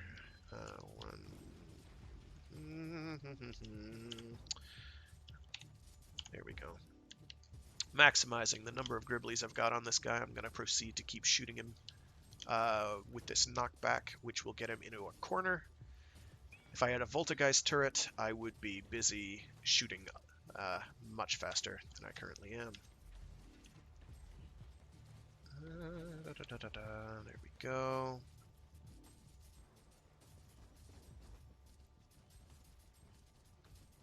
So they've got him stuck in a corner, as you can see. His health is going down in dribs and drabs. Not precipitously, but a bit at a time. Slowly but surely. And there we go. I do have the explosion on the bots, but they're not dying very quickly. And sometimes he's knocking them back, so the explosion isn't doing tons. Oh, well, I could do that, I guess. Yeah, okay, that makes a lot of sense. You see, I didn't even know that. I knew they counted as a death because I knew that this would recharge, but I didn't really know. Oh well, so this will be interesting. Now that I know I could just offensively spam my abilities and they'll die and kill everything. It never even occurred to me. Thank you. This is why streaming can be advantageous. Other people know a lot more than I do. Oh, jeez Louise. Oh god, run away. Okay, so that was terrifying. Ah, damn it, there's a Psyker. I am in deep trouble. So Psykers are a huge problem. Get in there, get stuck in. Now I have to wait. Well, they're all gonna die anyway, so. Because I don't have my cooldowns maxed out. Ow! Oh god, run away. Yeah, it did a lot of damage. Stupid lasguns. Okay, so I need to now be even more careful. Psychers. Let's not do this one more time. And this is on a, what do you call it? One of those creative missions. They have a name, and my brain won't remember the words. It doesn't matter. It begins with a P. I can just let... Yeah, he's healing, so I can't actually kill him because my damage being dealt is far too low. So I either have to abort...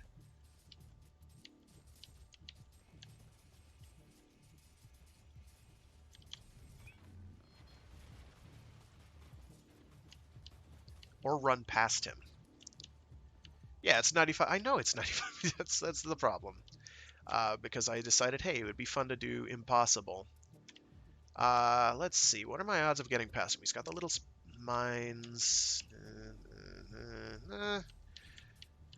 He just made that thing, which is gonna kill me. Let me reload. Okay, now I think I can get past him, and if I can get past him, I have half a chance.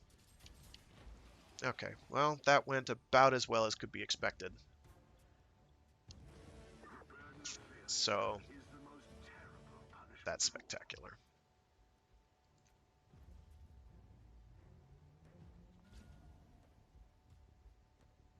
Like I said, he's fragile. See, a Psyker could have done that. A Psyker could have manhandled that mission, even at level 25 if you spec'd him out right. So we fucked up. Collateral damage will increase. I can't change the difficulty back down as far as I know. Can I? Nope, I can't. So that is probably just going to be ignored for a while. I am in fact running out of time though. I am going to have to scoot soonish. No, I want the suppression resistance. No, I need the mind link.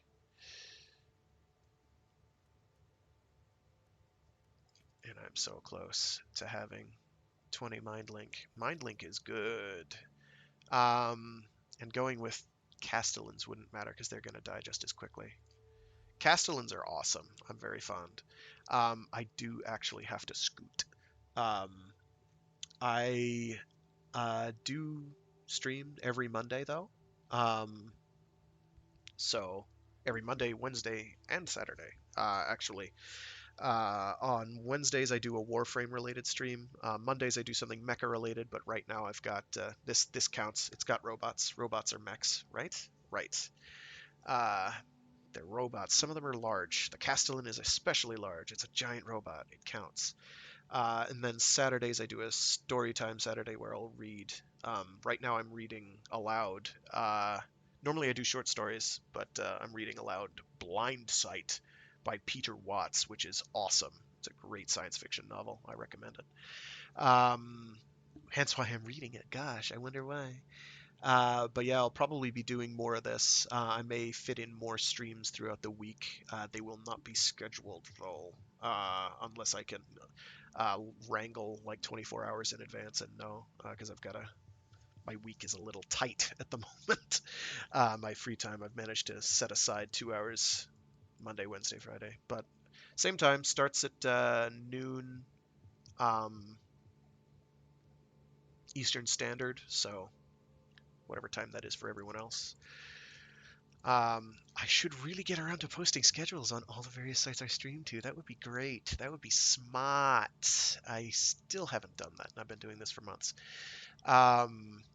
So yeah, that's about all I've got for today. I do have to scooch, but I will be back. Certainly Wednesday, Saturday, and Monday.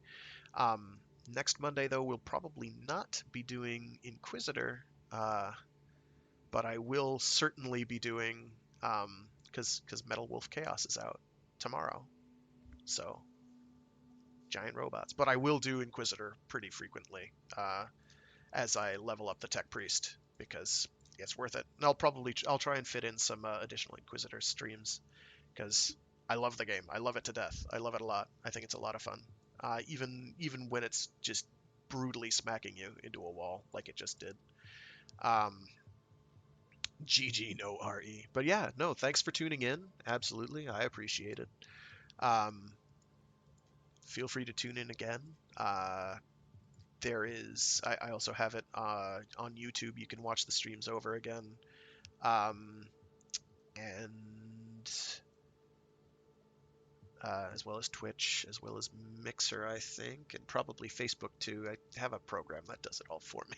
It's really easy, so I don't have to think about it. So yeah, thanks for tuning in. Have a great week. Hopefully see you on subsequent streams. Thanks for tuning in. Bye.